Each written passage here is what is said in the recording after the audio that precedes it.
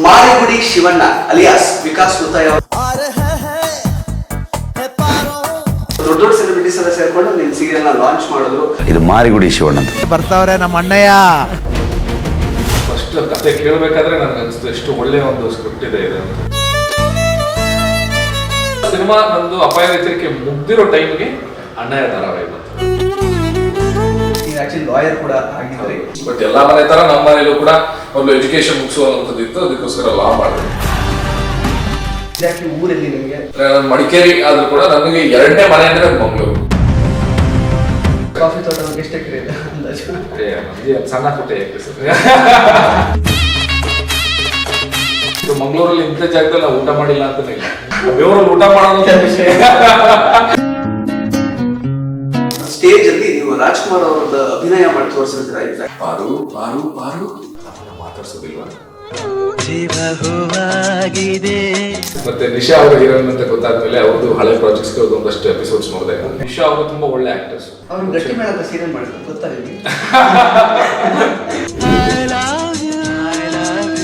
College life ಅಲ್ಲಿ ಹೇಗಿದ್ರು like Vikas ಅವರು?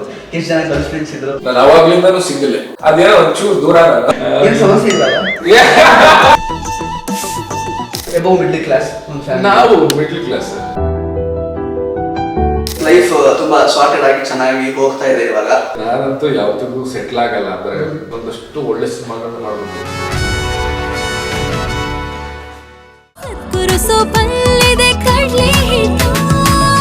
ಪರಿಶುದ್ಧ ಕಡಲೆ ಹಿಟ್ಟಿನಿಂದ ತಯಾರಾಗಿದೆ ಸದ್ಗುರು ಆಯುರ್ವೇದ ಗ್ರಾಮ್ ಫ್ಲೋರ್ ಸೋಪ್. ನಮಸ್ಕಾರ ಸ್ನೇಹಿತರೆ, ನ್ಯಾಷನಲ್ ಟಿವಿ ಅರ್ಪಿಸುವ ಈ ಒಂದು ವಿಶೇಷ ಸೆಗ್ಮೆಂಟ್ ಗೆ ಸ್ವಾಗತ. ನಾನು ಶ್ರೀರಾಜ್. ಸ್ನೇಹಿತರೆ, ನಮ್ಮ ಜೊತೆಗೆ ಇವತ್ತು ವಿಶೇಷವಾದಂತಹ ಅತಿಥಿ ಇದ್ದಾರೆ. ಮಾತಾಳಮ್ಮನ ಆರಾಧಿಸುವ ದೈವಿ ಪುತ್ರ, ಹಾಗೇನೆ 4 ಜನ ತಂಗಿಯಂದಿರ ಮುದ್ದಿನ ಅಣ್ಣ. ಅಷ್ಟೇ ಯಾಕೆ, ನಮ್ಮ ಸೆಂಚುರಿ ಸ್ಟಾರ್ ಶಿವಣ್ಣ ಮತ್ತು ಕಾಡು ಬಿಟ್ಟು ಶಿವನಿಂದಲೇ ಆಶೀರ್ವಾದವನ್ನ ಪಡ್ಕೊಂಡು ಧಾರಾವಾಹಿ ಮೂಲಕ ನಿಮ್ಮ ಮನಗಳನ್ನ ಗೆಲ್ತಾ ಇರುವಂತಹ ಮಾರಿಗುಡಿ ಶಿವಣ್ಣ ಅಲಿಯಾಸ್ ವಿಕಾಸ್ ಗುತ್ತಾಯ ಅವರು ನಮ್ಮ ಜೊತೆ ಇದ್ದಾರೆ. ಅವ್ರನ್ನ ಮಾತಾಡ್ಸ್ತಾ ಹೋಗೋಣ ಬನ್ನಿ. Welcome to the show Vikas ಅವರೇ. ಹೇಗಿದ್ದೀರಾ? ನಾನ್ ಸೂಪರ್. ಹೇಗಿದ್ದೀರಾ? ನಾನು ಕೂಡ ಚೆನ್ನಾಗಿದ್ದೀನಿ.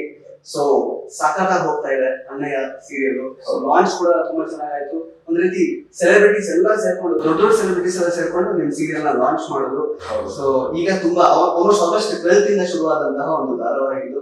ಚೆನ್ನಾಗಿ ಹೋಗ್ತಾ ಇದೆ. ಟಾಪ್ ಅಲ್ಲಿ TRP ನ ಪಡ್ಕೊಂಡು ಚೆನ್ನಾಗಿ ಮುನ್ನುಗ್ತಾ ಇದೆ. ಹೇಗೆ ಅನಿಸ್ತಾ ಇದೆ? ತುಂಬಾನೇ ಖುಷಿ ಇದೆ. First of all Annayya script ತುಂಬಾ ಒಳ್ಳೆ ಕತೆ. ಅಂದ್ರೆ ಫಸ್ಟ್ ಕತೆ ಕೇಳಬೇಕಾದ್ರೆ ನನಗೆ ಅನಿಸ್ತು ಎಷ್ಟು ಒಳ್ಳೆ ಒಂದು ಸ್ಕ್ರಿಪ್ಟ್ ಇದೆ, ತುಂಬಾ ಒಳ್ಳೆ ಕತೆ ಇದೆ. ಸೊ ಕತೆ ಅದು ಜೀವಾಳ. ಒಬ್ಬ ಒಳ್ಳೆ ಒಂದು ಅಣ್ಣ, ಜವಾಬ್ದಾರಿ ಇರುವಂತ ಒಬ್ಬ ಮಗ, ಪ್ರತಿಯೊಬ್ಬ ಮನೆಯಲ್ಲೂ ಕೂಡ ಎಲ್ಲಾರು ಇಷ್ಟಪಡುವಂತ ಒಂದು ವ್ಯಕ್ತಿತ್ವ ಉಳ್ಳುವಂತ ಒಂದು ಕ್ಯಾರೆಕ್ಟರ್ ಅಣ್ಣಯ್ಯ.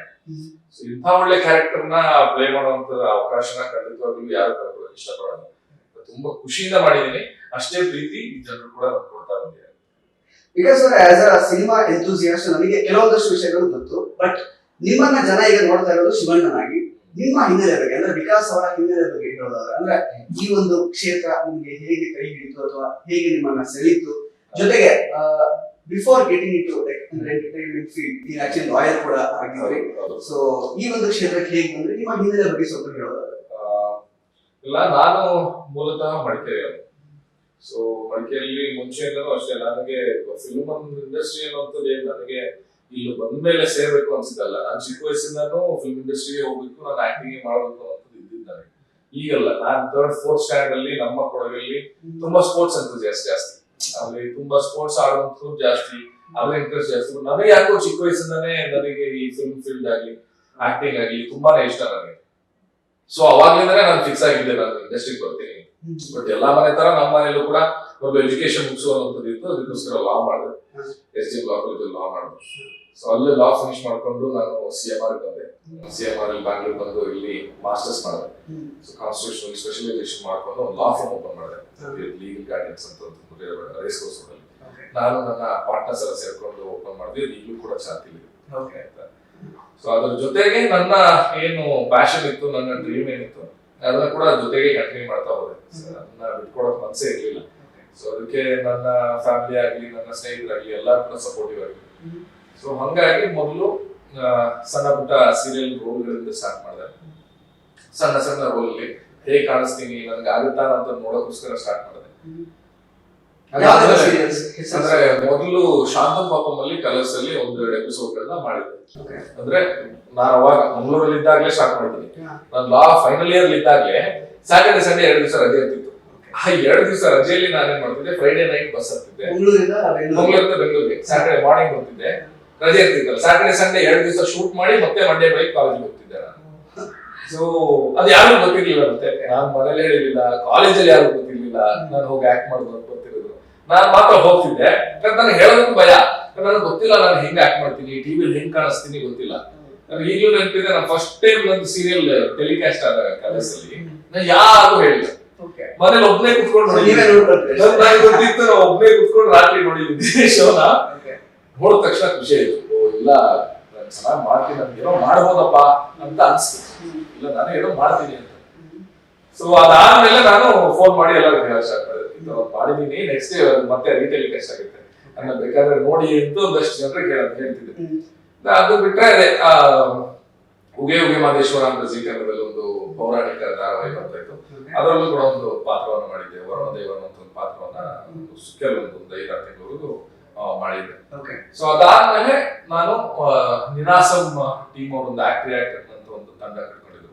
ಅವ್ರ ಜೊತೆ ಒಂದಷ್ಟು ಥಿಯೇಟರ್ ಕೂಡ ಮಾಡಿದೆ, ಡ್ರಾಮಾವನ್ನ 5-6 ತಿಂಗಳ ಅದ್ರ ಜೊತೆಗೆ ಅಲ್ಲಿ ಟ್ರೈನಿಂಗ್ ಆಗಿ ನಾಟಕಗಳನ್ನ ಮಾಡಿ ಅಲ್ಲಿಂದ ನಾನು ಫಿಲ್ಮ್ ಕಡೆ ಬಂದೆ. ಫಸ್ಟ್ ನನ್ನ ಮೈಕ್ರೋ ಫಿಲ್ಮ್ ಕನಸಿನ ಮಳೆಯಾದರು ಅಂತ ಡೈರೆಕ್ಟರ್ ಸುಖೇಶ್ ವಿಚಾರ್ ಅಂತ ಮಂಗಳೂರಲ್ಲಿ.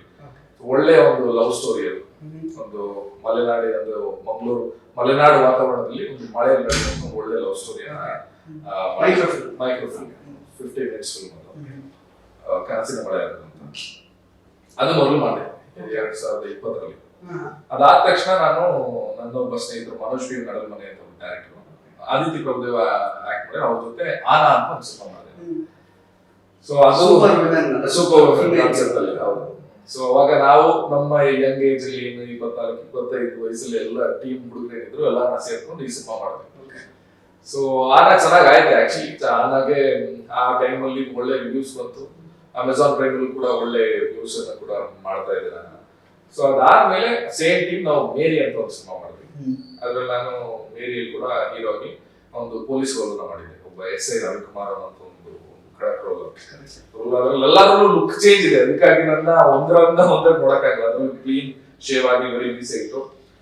ಸೊ ನಾನು ಇನ್ಫ್ಯಾಕ್ಟ್ ನಿಮ್ಮನ್ನ ಫಸ್ಟ್ ನೋಡಿದ್ದೆ ಆ ಮೇರಿ ಪ್ರೆಸ್ ಮೀಟ್ ಅಲ್ಲಿ ಮಾತಾಡಿದ್ವಿ. ಐ ಥಿಂಕ್ GT ಮಾಲ್ ಅಲ್ಲಿ ಮಾತಾಡಿದ್ವಿ. ಸೊ ಅದು ಫಸ್ಟ್ ನಾನು ನಿಮ್ಮನ್ನ ನೋಡಿದ್ದು. ಚೆನ್ನಾಗಿ ಹ್ಯಾಂಡ್ಸಮ್ ಆಗಿದಾರಲ್ಲ, ವಾಯ್ಸ್ ಚೆನ್ನಾಗಿದೆ, ಚೆನ್ನಾಗಿ ಮಾತಾಡ್ತಿದ್ದಾರೆ, ಕ್ಲಾರಿಟಿ ಆಫ್ ಥಾಟ್ಸ್ ಇರ್ಬೋದು ಎಲ್ಲ. ಅವಾಗ ನೋಡೋಣ ಬರುತ್ತೆ ಸಿನಿಮಾ ನೋಡ್ಬೇಕು ಅಂತ ಅನ್ಕೊಂಡಿದ್ದಾರೆ. ಮೇರಿ ಕೂಡ ಆಯ್ತು. ಮೇರಿ ಕೂಡ ನಮಗೆ ಅದನ್ನ OTT ಗಾಗಿ ಮುಂಜಾನೆ ಇನ್ನೂ ಕೊಡಕ್ಕಾಗಲಿಲ್ಲ, ಬಟ್ ಥಿಯೇಟರ್ ರಿಲೀಸ್ ಮಾಡಿದ್ವಿ. ಅದಾದ್ಮೇಲೆ ನಾನು ಒಂಚೂರು ಟೈಮ್ ತಗೊಂಡೆ. ಒಳ್ಳೆ ಒಂದು ಕಂಟೆಂಟ್ ಇರೋ ಒಂದು ಸಿನಿಮಾವನ್ನೇ ಹಿಡಿಬೇಕು, ಯಾವುದೇ ಕಾರಣಕ್ಕೂ ಸುಮ್ಮನೆ ನಾನು ಟೈಮ್ ವೇಸ್ಟ್ ಮಾಡಲ್ಲ. ಒಳ್ಳೆ ಕಂಟೆಂಟ್ ಇರೋ ಸಿನಿಮಾಗೆ ನಾನು ಟೈಮ್ ಕೊಡ್ಬೇಕು, ಒಳ್ಳೆ ಟೀಮ್ ಜೊತೆ ಸೇರ್ಬೇಕು ಅನ್ನೋದು ಒಂದು ಇತ್ತು ಮೈಂಡ್ ಸೆಟ್. ಆ ಸಮಯದಲ್ಲಿ ಒಂದಷ್ಟು ನರೇಶನ್ಗಳನ್ನೆಲ್ಲ ಕೇಳ್ತಾ ಇದ್ದೆ.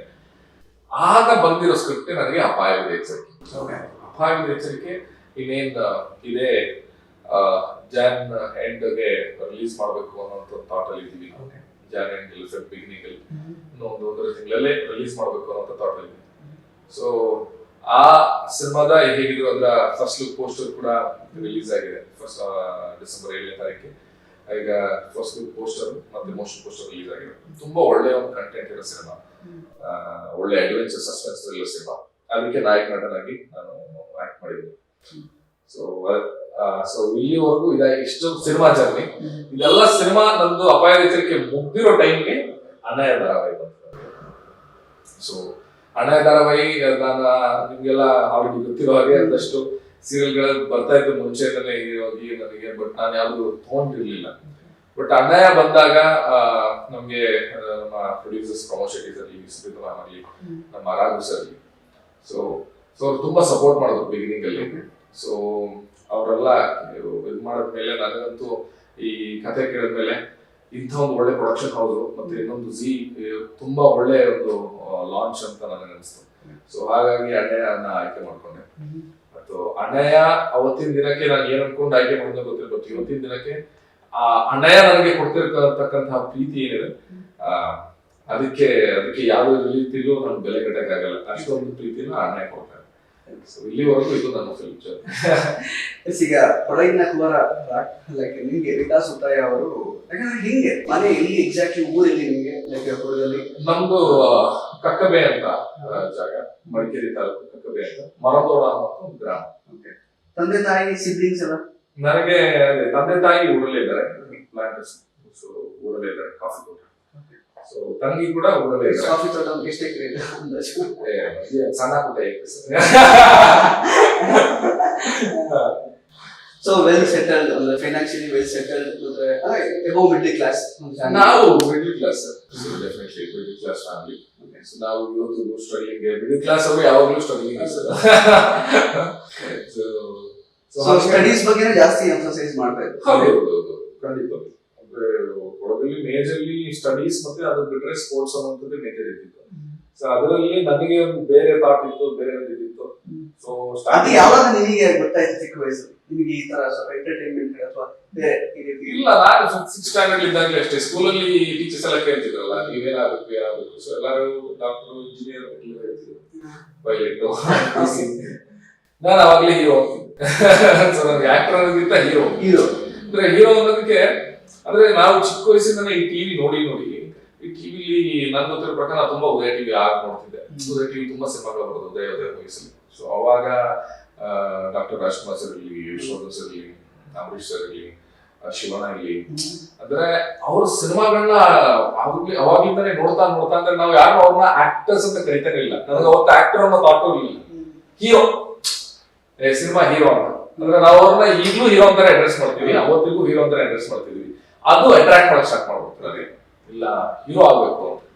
ಈಗ ಅದು ಬರ್ತಾ ಇವಾಗ ಮೆಚುರಿಟಿ ಬರ್ತಾ ನಾವು ಓಕೆ ಆಕ್ಟರ್ಸ್, ಆಕ್ಟಿಂಗ್, ಕ್ಯಾರೆಕ್ಟರ್ಸ್ ಅನ್ನೋದೆಲ್ಲ ಆಮೇಲೆ ಬೆಳೀತಾ ಬಂತು. ಬಟ್ ಚಿಕ್ಕ ವಯಸ್ಸಿಂದಾನು ಆ ಒಳಗಡೆ ಒಂದು ಪ್ಯಾಷನ್ ಇರುತ್ತಲ್ಲ, ಅದು ಹೀರೋ ಮಾಡ್ತಾ ಇತ್ತು. ಸೊ ಅವಾಗ ಅದು ಪೇರೆಂಟ್ಸ್ ಗೆ ಯಾವಾಗ ಗೊತ್ತಾಗೋದು ಸ್ಟಾರ್ಟ್ ಆಯ್ತು? ಇಲ್ಲ, ನಾನು PU ಆದ್ಮೇಲೆ, ಸೆಕೆಂಡ್ PU ಆದ್ಮೇಲೆ ನಾನು ನಮ್ಮ ಅಪ್ಪಂಗೆ ಹೇಳಿದೆ, ನಾನು ಡ್ರಾಮಾ ಕ್ಲಾಸಸ್ ಸೇರ್ಕೊತೀನಿ, ಅಂದ್ರೆ ಲಾ ಮಾಡು ಅಂತ ಹೇಳ್ತಾ ಇದ್ರು.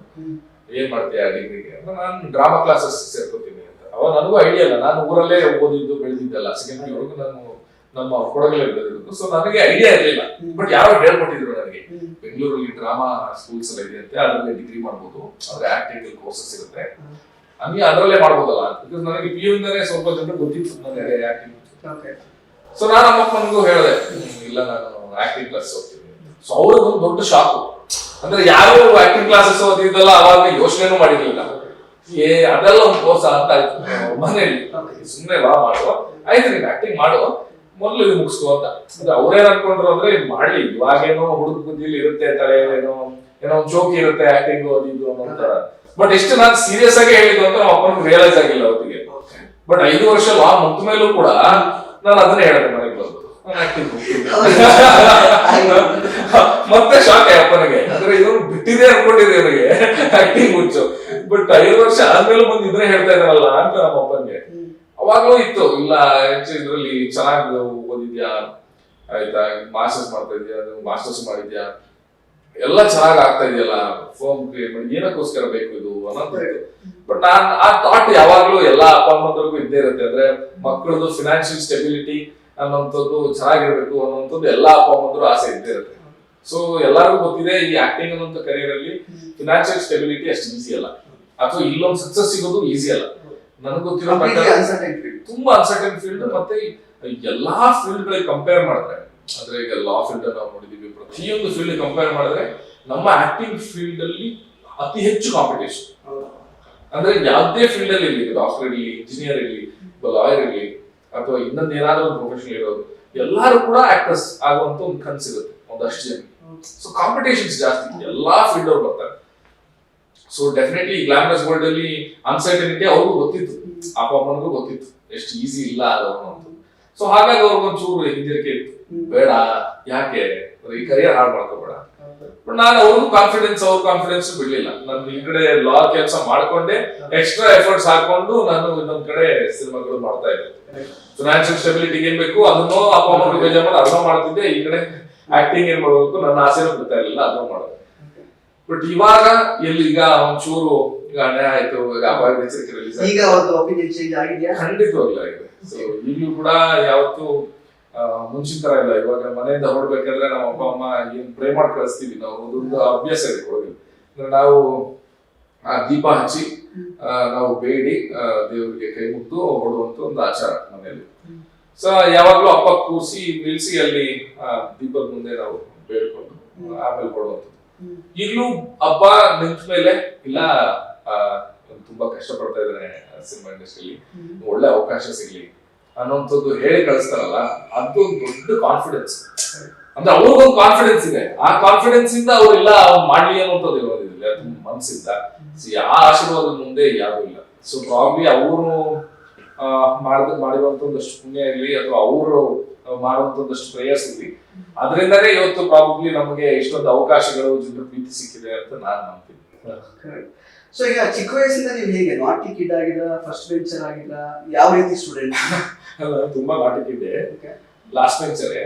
ನಾನು ಲಾಸ್ಟ್ ಬೆಂಚಲ್ಲಿ ಇಟ್ಕೊಂಡು ಚೆನ್ನಾಗಿ ಓದ್ತಿದ್ದೆ. ರ್ಯಾಂಕ್ ಸ್ಟೂಡೆಂಟ್ ಅಂತ ಗೊತ್ತಾಯ್ತು ಆಕ್ಚುಲಿ. ಎಲ್ಲರೂ ರ್ಯಾಂಕ್ಸ್. ಇನ್ಫ್ಯಾಕ್ಟ್ ಈಗ ಲಾ ಟೈಮ್ ಅಲ್ಲಿ ಸ್ವಲ್ಪ ಸೀರಿಯಸ್ ಇದ್ದೆ, ಚೆನ್ನಾಗಿ ಓದ್ತಾ ಇದ್ದೆ. ಬಟ್ ನಾನು ಲಾಸ್ಟ್ ಬೆಂಚ್ ಅಲ್ಲಿ ಇಟ್ಕೊಂಡು ನಾನೊಬ್ಬ ಸ್ವಲ್ಪ ಔಟ್ ಆಫ್ ದ ಬಾಕ್ಸ್ ಅಲ್ಲಿ ರ್ಯಾಂಕ್ ಬರ್ತಿದ್ದೆ. ಹುಡುಗರೆಲ್ಲ ಬೈಯೋರು, ಹೆಂಗ್ ಮಗ ಯಾವಾಗ್ಲೂ ಜೊತೆಗೆ ಇರ್ತೀಯ, ನೀವ್ ಮಾತ್ರ ಹೆಂಗ್ ಮಾತಾಡ್ಬಿಡ್ತೀಯ ಅಂತ, ನೀವ್ ಮಾತ್ರ ಹೆಂಗ್ ಮಾರ್ಕ್ಸ್ ತಗೊಂಡ್ಬಿಡ್ತೀಯ ಅನ್ನೋದು ಎಲ್ರಿಗೂ ಇದ್ದೇ ಇತ್ತು. ಸೊ ಹಂಗೆ ಮನೇಲಿ ಅಂದ್ರೆ ಏನಾದ್ರು ಕಿಟ್ಲೆ ಮಾಡಿ ಅಥವಾ ಸ್ಕೂಲಲ್ಲಿ ಏನಾದ್ರು ಕಂಪ್ಲೇಂಟ್ ಆಗಿ ಪೇರೆಂಟ್ಸ್ ಕಳ್ಸಿದ್ದು ಆ ತರದ ಏನಾದ್ರು ಇನ್ಸಿಡೆಂಟ್ ಎಲ್ಲ ಇದೆ? ಇಲ್ಲ, ಅದು ಇಲ್ಲ. ಸ್ಕೂಲ್ ಪಿಯೂಲೆಲ್ಲ ಅಂತದೆಲ್ಲ ಇರ್ಲಿಲ್ಲ. ತುಂಬಾನೇ ನಾನು ಪಾಪದ ಹುಡುಗ, ನಾನಾಯ್ತು ನನ್ನ ಕೆಲಸ ಅಷ್ಟೇ. ಬಟ್ ನಾನು ನನ್ನ ಪಾಡಿಗೆ ಇದ್ದಿದ್ದು ಹುಡುಗ. ಬಟ್ ಅದೇ ಲಾ ಕಾಲೇಜಿಗೆ ಬರ್ತಾ ಒಂದು 4th year 5th year ಬರ್ತಿದ್ದಂಗೆ ಒಂದಷ್ಟು ನಾಟಿನೆಸ್ ಇತ್ತು. ನಾವು ಕೂಡ ಒಂದಷ್ಟು ಗಲಾಟೆಗಳು ಮಾಡ್ತಿದ್ವಿ. ನಾನು ಹೇಳಿದ್ನಲ್ಲ, ನಾನು STM ಲಾ ಕಾಲೇಜಲ್ಲಿ ಮಂಗಳೂರು STM ಲಾ ಕಾಲೇಜಲ್ಲಿ ನಾನು ಸ್ಟೂಡೆಂಟ್ ಪ್ರೆಸಿಡೆಂಟ್ ಆಗಿದ್ದೆ. ಸೊ ನಮ್ಮ ಆಲ್ ಕಾಲೇಜ್ ಸ್ಟೂಡೆಂಟ್ ಅಸೋಸಿಯೇಷನ್ ಕೂಡ ಸ್ಟೇಟ್ ಪ್ರೆಸಿಡೆಂಟ್ ಆಗಿದೆ. ಸೊ ಸ್ಟೂಡೆಂಟ್ಸ್ಗೋಸ್ಕರ ಒಂದಷ್ಟು ಗಲಾಟೆಗಳು ಮಾಡೋದು, ಒಂದಷ್ಟು ರೈಟ್ಸ್ ಮೇಲೆ ಹೋರಾಡೋದೆಲ್ಲ ರೆಗ್ಯುಲರ್ ಇರ್ತಿತ್ತು. ಅವಾಗಿಂದನೇ ನಾವು DC ಆಫೀಸ್ ಮುಂದೆ ನಾನು ಕೂರೋದು, ಗಾಡಿ ಕೂರೋದು. First year second year students ಎಲ್ಲ 2 ಬಸ್ಗೆ ಹಾಕೊಂಡು DC ಆಫೀಸ್ ಮುಂದೆ ಎಲ್ಲರನ್ನ ಕೂರಿಸಿ ಹೋರಾಟ ಮಾಡೋದು, ಇದೆಲ್ಲ ರೆಗ್ಯುಲರ್ ಇತ್ತು ನಂದು. ಅಂದ್ರೆ final year 4th year final year ಎಲ್ಲ ನಂದು ಜಾಸ್ತಿ ಇತ್ತು. ಬಟ್ ಯಾರಿಗೂ ತೊಂದರೆ ಮಾಡ್ತಿರ್ಲಿಲ್ಲ. ಬಟ್ ಒಂದು ಸ್ಟೂಡೆಂಟ್ ಹೋರಾಟಗಾರ ಆಗಿ ಏನ್ ಮಾಡ್ತಿದ್ದೆ ಅದನ್ನ ಮಾಡ್ತಿದ್ದೆ. ಅದಕ್ಕೂ ಕೂಡ ನಮ್ಮ ಪ್ರಿನ್ಸಿಪಲ್ ಆಗಲಿ ಲೆಕ್ಚರ್ಸ್ ಎಲ್ಲ ಕೂಡ ನೋಡ್ತಾ ಇರ್ತಾರೆ. ಸೊ ಅವ್ರು ಕೂಡ ಸಪೋರ್ಟ್ ಮಾಡ್ತಿದ್ರು. ಸೊ ಹಾಗೆ. ಸೊ ನೀವು ಮಂಗಳೂರು ಕಾಲೇಜ್ ಲೈಫ್ ಬಗ್ಗೆ ಸ್ವಲ್ಪ ಹೇಳೋದಾದ್ರೆ? ಹೇಳಿದ್ರಿ like all college student association ಇದಾಗಿ ಪ್ರೆಸಿಡೆಂಟ್ ಆಗಿದ್ರೆ. ಮಂಗಳೂರು ನನಗೆ 2ನೇ ಮನೆ. ಮಡಿಕೇರಿ ಆದ್ರೂ ಕೂಡ ನನಗೆ 2ನೇ ಮನೆ ಅಂದ್ರೆ ಅದು ಮಂಗಳೂರು. ಮಂಗಳೂರು ಅಂದ್ರೆ ಮಂಗಳೂರು ಬೆರೆತು ಹೋಗ್ಬಿಟ್ಟಿದ್ದೀನಿ ನಾನು. ಅಂದ್ರೆ 6 ವರ್ಷ ಇದೆ ಮಂಗಳೂರಲ್ಲಿ. ಮಂಗಳೂರು ಅಂದ್ರೆ ಅದಕ್ಕೊಂದು ಬೇರೆ ವೈಬ್. ಇವತ್ತಿಗೂ ನನಗೆ ಮಂಗಳೂರು ಹೋದ್ರೆ ಹೊಸ್ತು ಅನ್ಸಲ್ಲ. ನನಗೆಲ್ಲ ಮನೆಗೆ ಹೋದ್ರೆ ಅನ್ಸುತ್ತೆ ಮಂಗಳೂರು ಅಂದ್ರೆ. ಅಷ್ಟು ಅಟ್ಯಾಚ್ಮೆಂಟ್ ಇದೆ ಮಂಗಳೂರು. ಬೀಚಸ್ ಇಲ್ಲಿ ಮಂಗಳೂರಲ್ಲಿ ಪ್ರತಿ ಹೋಟೆಲ್ಗಳು ಒಂದು 5-6 ವರ್ಷ ನಾವು ಪ್ರತಿದಿನ ಹೊರಗಡೆ ತಿನ್ನೋದು. ಸೊ ಮಂಗಳೂರಲ್ಲಿ ಇಂಥ ಜಾಗದಲ್ಲಿ ನಾವು ಊಟ ಮಾಡಿಲ್ಲ ಅಂತಾನೆ ಇಲ್ಲ. ಆಯ್ತಾ, ನಮಗೆ ನಾನಾಗಿ ನನ್ನ ಫ್ರೆಂಡ್ಸ್ ಇದರಲ್ಲಿ ಗೋಕರ್ಣಕಾರಿ ಗೌತಮಿ ಅಂತ. ಸೊ ನಮ್ಗೆಲ್ಲ ತುಂಬಾ ಸ್ವಲ್ಪ ಜಾಸ್ತಿ ಫುಡೀಸ್ ನಾವು. ಸೊ ಊಟ ಹುಡ್ಕೊಂಡು ಹೋಗ್ತಿದ್ವಿ ನಾವು. ಅಂದ್ರೆ ಪ್ರತಿ ಚಿಕ್ಕ ಗಂಜಿ ಹೋಟೆಲ್ ಇಂದ ಹಿಡಿದು ಪ್ರತಿ ಜಾಗ ಹೋಗಿ ಹುಡುಕಿ ತಿಂತಿದ್ವಿ, ಎಲ್ಲಿ ಚೆನ್ನಾಗಿದೆ ಅಂತ. ತಣ್ಣೀರ್ಬಾವಿ, ಹೌದೌದು, ರೆಗ್ಯುಲರ್ ಜಾಗ. ನಾರಾಯಣ ಹೋಟೆಲ್, ನಾರಾಯಣ, ಮಚ್ಲಿ, ಮಜ್ಜನ, ದೊಡ್ಡ ಲಿಸ್ಟ್ ಇದೆ ಮಂಗಳೂರಲ್ಲಿ. ಅದಕ್ಕಿಂತ ಇನ್ನೊಂದಷ್ಟಿದೆ. ನೀವು ಫೇಮಸ್ ಹೇಳಿದ್ರು, ಇನ್ನೊಂದಷ್ಟಿದೆ. ತಂದೂರು ಒಳಗಡೆ ಗಲ್ಲಿ ಬಂದಿದೆ, ಚಿಕ್ಕ ಗೂಡಂಗಡಿ. ಅಲ್ಲಿ ಫುಲ್ ಜೋರು ದೊಡ್ಡದಾಗಿ ಬೆವರು ಬರ್ತಾ ಇರೋದು. ಬೆವರಲ್ಲಿ ಊಟ ಮಾಡೋದು. ಸೊ ಆತರ ಸುಮಾರಷ್ಟು ಸಣ್ಣ ಸಣ್ಣ ಹೋಟೆಲ್. ವಿಜಯ್ ಒಂದು ಸಣ್ಣ ಹೋಟೆಲ್ ಇತ್ತು ಮನೆ ಹತ್ರ, ಅದು ಕೂಡ ತುಂಬಾ ಚೆನ್ನಾಗಿ ಊಟ ಕೊಡೋರು. ಅಂದ್ರೆ ಮನೆ ಊಟನೇ ರೆಗ್ಯುಲರ್. ಸೊ ಅಲ್ಲಿ ಊಟ, ಮಂಗಳೂರು ಅಂದ ತಕ್ಷಣ ನನಗೆ ಊಟ ಫಸ್ಟ್ ನೆನಪು ಬರುತ್ತೆ. ಅದು ಬಿಟ್ರೆ ನನಗೆ ಒಳ್ಳೆ ಜನ, ಒಳ್ಳೆ ವಾತಾವರಣ, ಎಜುಕೇಶನ್ ವೈಸ್ ಇಲ್ಲಿ ಎಲ್ಲದಕ್ಕೂ ಮಂಗಳೂರು ತುಂಬಾ ಸೂಟೇಬಲ್. ಸೊ ಈಗ ಸಾಕಷ್ಟು ನಿಮಗೆ ಫ್ಯಾನ್ ಫಾಲೋಯಿಂಗ್ ಅಥವಾ ಹುಡುಗಿಯರು ನಿಮಗೆ DM ಮಾಡುವಂಥದ್ದು ಆ ಥರದ್ದೆಲ್ಲ ಸಾಕಷ್ಟು ಇರುತ್ತೆ. ಸೊ ಕಾಲೇಜ್ ಲೈಫ್ ಅಲ್ಲಿ ಹೇಗಿದ್ರು? ಲೈಕ್ ವಿಕಾಸ್ ಅವರು ಎಷ್ಟು ಜನ ಗರ್ಲ್ ಫ್ರೆಂಡ್ಸ್ ಇದ್ರು, ಬ್ರೇಕಪ್ ಆಗಿದೆ, ಅದ್ರ ಬಗ್ಗೆ ಸ್ವಲ್ಪ ಹೇಳೋದು. ಇಲ್ಲ ನಾನು ಆಕ್ಚುಲಿ ನನಗೆ ಇಲ್ಲ ಸ್ಟಿಲ್ ಕಮಿಟೆಡ್ ಸಿಂಗಲ್ ಇಲ್ಲ ನಾವು ಸಿಂಗಲ್ ಬಟ್ ನಾನು ಅವಾಗ್ಲೂ ಅಷ್ಟೇ ಅವಾಗ್ಲೂ ಕೂಡ ನಾನು ಯಾವತ್ತೂ ಕಮಿಟೆಡ್ ಆಗಿರ್ಲಿಲ್ಲ. ನಾನು ಪಿಯುಲಿಂದ ಇರ್ಲಿ ಲಾ ಕಾಲೇಜಲ್ಲಿ ಇರ್ಲಿ ನಾನು ಅವಾಗ್ಲಿಂದಾನು ಸಿಂಗಲ್. ಅದ್ ಏನಕ್ಕೆ ಅಂತ ಗೊತ್ತಿಲ್ಲ ಬಟ್ ಅದೇನೋ ಒಂಚೂರು ದೂರ ಏನ್ ಸಮಸ್ಯೆ ಇಲ್ಲ ಅಂತದ್ ಯಾವ್ದೇ ಸಮಸ್ಯೆ ಇಲ್ಲ ಟೆಸ್ಟ್ ಮಾಡ.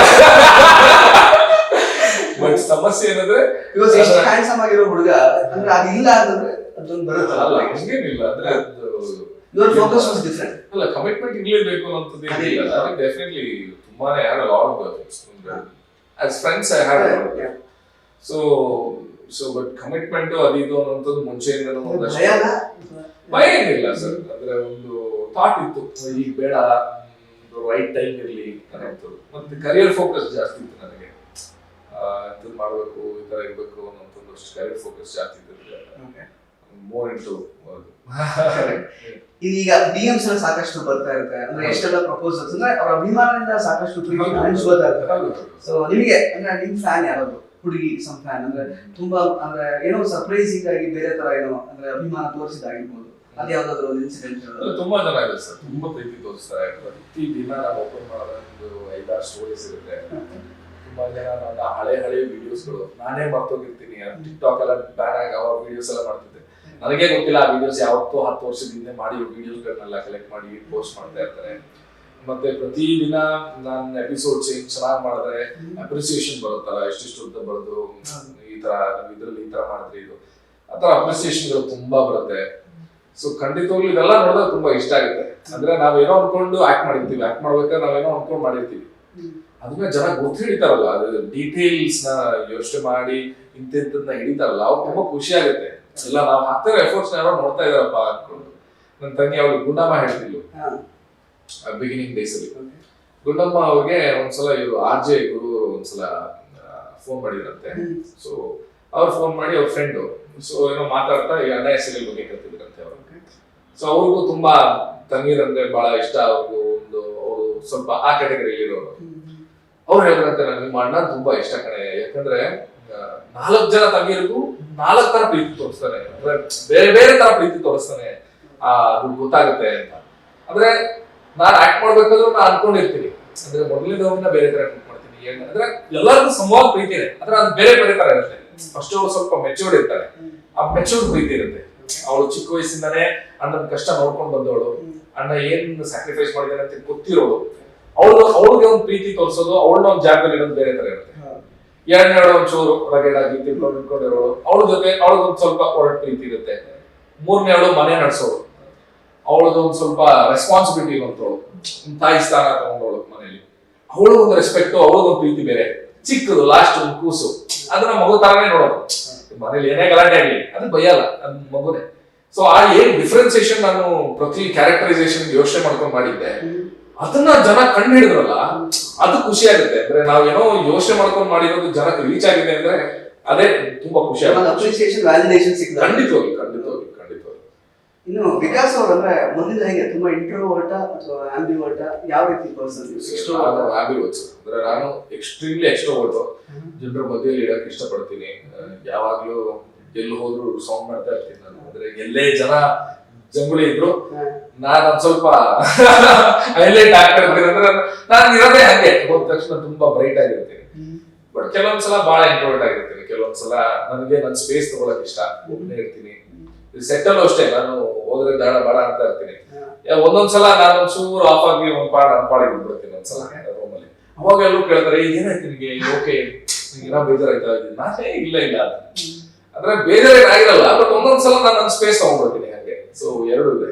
ನಮ್ಮ ಅಪ್ಪ ಹಿಂಗೆ ಸ್ವಲ್ಪ ಎಕ್ಸ್ಟ್ರೋವರ್ಟ್, ಬಡ ಎಲ್ಲ ನಮ್ಮ ಇಂಟ್ರೋವರ್ಟ್. ಸೊ ನನಗೆ ಎರಡು ಈಗ ಪ್ರತಿಯೊಬ್ಬ ಆರ್ಟಿಸ್ಟ್ ಹಿಂದೆ ಕೂಡ ಅವ್ರದೇ ಆದಂತಹ ಒಂದು ಜರ್ನಿ ಅಂತ ನೀವು ಹೇಳಿದ್ರೆ ಸಾಕಷ್ಟು ಜರ್ನಿ. ಬಟ್ ಸೈಕಲ್ ಹೊಡೆಯೋದು ಅದು ಆಕ್ಚುಲಿ ಎಲ್ರೂ ಲೈಫ್ ಆಗಿರುತ್ತೆ. ಯಾವ್ದಾದ್ರು ಆಪರ್ಚುನಿಟಿ ಪಡ್ಕೊಳ್ಬೇಕು ಅಂತಂದ್ರೆ ಎಲ್ಲರ ಜೀವನದಲ್ಲೂ ಅವ್ರು ಫೇಸ್ ಮಾಡ್ಬೇಕಾಗಿರುತ್ತೆ. ಅಂದ್ರೆ ಅಫ್ಕೋರ್ಸ್ ನೀವಂದ್ರೆ ಫೈನಾನ್ಷಿಯಲಿ ನೀವು ನಿಮ್ದು ಏನ್ ವೃತ್ತಿ ಇತ್ತು ಅದು ಮಾಡ್ತಾ ಇದ್ರಿ, ಲಾಯರ್ ಆಗಿದ್ರಿ, ಜೊತೆಗೆ ಒಳ್ಳೆ ರೀತಿಯಲ್ಲಿ ಓದ್ಕೊಂಡಿದ್ರಿ ಅದೆಲ್ಲ. ಬಟ್ ಈಗ ಸಿನಿಮಾ ಕ್ಷೇತ್ರಕ್ಕೆ ಸ್ವಲ್ಪ ಐಡೆಂಟಿಫೈ ಆಗೋ ತರ ಇವತ್ತು ನಿಮಗೆ ಐಡೆಂಟಿಟಿ ಸಿಗ್ತಾ ಇರೋದು. ಬಟ್ ಜನಗಳಿಗೆ ಸ್ವಲ್ಪ ಅದ್ರ ಬಗ್ಗೆ ಒಂದು ಐಡಿಯಾ ಸಿಗ್ಲಿತ್ತು. ಅಂದ್ರೆ ಎಷ್ಟೋ ವರ್ಷದ ಒಂದು ಕರ್ಮದ ಫಲ ಇವತ್ತು ನಿಮಗೆ ಸಿಕ್ಕಿರೋದು ಹೌದು. ಅಂತ ಅನ್ಕೊಳ್ತೀನಿ ನಾನು. ಹೌದು. ಸೊ ಎಷ್ಟು ಮಟ್ಟಿಗೆ ನಿಮ್ಗೆ ಕಷ್ಟ ಆಗಿತ್ತು? ಅಲ್ಲ ಖಂಡಿತವಾಗ್ಲೂ ಏನಾಗುತ್ತೆ ಈಗ ನಂದು ಫಸ್ಟ್ ಸೀರಿಯಲ್ ಬಂದಾಗ್ಲೂ ಕೂಡ ಜನ ಹೇಳಕ್ ಸ್ಟಾರ್ಟ್ ಮಾಡೋದು ಅಣ್ಣ ನೋಡಿದ ತಕ್ಷಣ ಯಾರೋ ಹೊಸ ಹುಡುಗ ಚೆನ್ನಾಗ್ ಮಾಡ್ತಾನ್ರಿ ಅನ್ನೋ ತರ ಮಾತಾಡ್ತಿದ್ವಿ. ಅಂದ್ರೆ ಅವ್ರು ನೋಡ್ತಾ ಇದ್ದಿದ್ದು ವಿಕಾಸ್ ಸಡನ್ ಆಗಿ ಯಾರೊಬ್ಬ ಬಂದ ಚೆನ್ನಾಗ್ ಮಾಡ್ತಾರಲ್ಲ ಹೊಸ ಹುಡುಗ ಅಂತಾನೆ ಗೊತ್ತಾಗಲ್ಲ ಅನ್ನೋ ತರ. ಬಟ್ ಆ ಹೊಸ ಹುಡುಗ ಆ ಜಾಗಕ್ಕೆ ಬಂದು ಕೂರೋದಕ್ಕೆ ಹಿಂದಿನ ಸ್ಟ್ರಗಲ್ಸ್ ಏನಿರುತ್ತೆ ಅದು ಕಂಡಿರಲ್ಲ. ಸೊ ಹಾಗೆ ನಮ್ದು ಅಷ್ಟೇ 7-8 ವರ್ಷದ್ದು ನಾನು ಹೇಳ್ದಂಗೆ 2016 ಸ್ಟಾರ್ಟ್ ಮಾಡಿದ್ ಫಸ್ಟ್. ನಾನು ಹೇಳ್ದಂಗೆ ಮಂಗಳೂರು ಲಾ ಮಾಡ್ತಾ ಇದ್ದಾಗ ಅಲ್ಲಿಂದ ನಾನು ಇಲ್ಲಿ ಬಂದು ಸ್ಯಾಟರ್ಡೆ ಸಂಡೇ ಆಕ್ಟ್ ಮಾಡಿ ಹೋಗ್ತಿದ್ದೆ.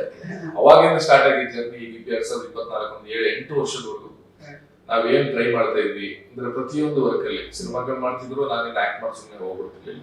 ಪ್ರೀ ಪ್ರೊಡಕ್ಷನ್ ಟೈಮಲ್ಲೂ ಕೂರ್ತಿದ್ದೆ, ಕತೆ ಮಾಡೋ ಟೈಮಲ್ಲೂ ಕೂರ್ತಿದ್ದೆ, ಸಿನಿಮಾ ಶೂಟ್ ಟೈಮಲ್ಲೂ ಕೂರ್ತಿದ್ದೆ. ಅದಾದ್ಮೇಲೆ ಪೋಸ್ಟ್ ಪ್ರೊಡಕ್ಷನ್ ಟೈಮಲ್ಲೂ ಓಡಾಡ್ತಿದ್ದೆ ನನ್ನ ಫ್ರೆಂಡ್ಸ್ ಅಂದ್ರೆ ಅದೇ DI ಮಾಡೋ ಟೈಮಲ್ಲಿ ಎಡಿಟಿಂಗ್, ಡಬ್ಬಿಂಗ್ ಪ್ರತಿಯೊಂದಕ್ಕೂ ಕೂರ್ತಿದ್ದೆ ನಾನು. ಅಂದ್ರೆ ನನಗೆ ಆ ಸಿನಿಮಾ ಮೇಲೆ ಇದ್ದ ಪ್ರೀತಿ ನನಗೆ ಗೊತ್ತಾಗಬೇಕಿತ್ತು, ಕಲಿಬೇಕಿತ್ತು. ಅಂದ್ರೆ ಹೆಂಗ್ ವರ್ಕ್ ಆಗುತ್ತೆ ಸಿನಿಮಾ, ಪ್ರೀ ಪ್ರೊಡಕ್ಷನ್ ಹೆಂಗಿರುತ್ತೆ, ಪ್ರೊಡಕ್ಷನ್ ಹೆಂಗಿರುತ್ತೆ, ಪೋಸ್ಟ್ ಪ್ರೊಡಕ್ಷನ್ ಎಲ್ಲ ಕಲಿಬೇಕು ಅನ್ನೋದಿತ್ತು. ನಾನು ಪ್ರತಿ ಸಿನಿಮಾಗೂ ಸುಮ್ಮನೆ ಆಕ್ಟ್ ಮಾಡಿ ಬಂದ್ಬಿಡ್ತಿರ್ಲಿಲ್ಲ. ಪ್ರೀ ಪ್ರೊಡಕ್ಷನ್, ಪೋಸ್ಟ್ ಪ್ರೊಡಕ್ಷನ್ ಆಗೋವರೆಗೂ ಕಂಪ್ಲೀಟ್ ಪ್ರೊಡಕ್ಷನ್ ಮುಗ್ದು ರಿಲೀಸ್ ಆಗೋವರೆಗೂ ನಾನು ಎಲ್ಲಾ ಸಿನಿಮಾಗಳ ಜೊತೆ ನಿಂತಿದ್ದೀನಿ. ಇವತ್ತಿಗೂ ಅದೇ ಮಾಡ್ತಾ ಇದ್ದೀನಿ ನಾನು.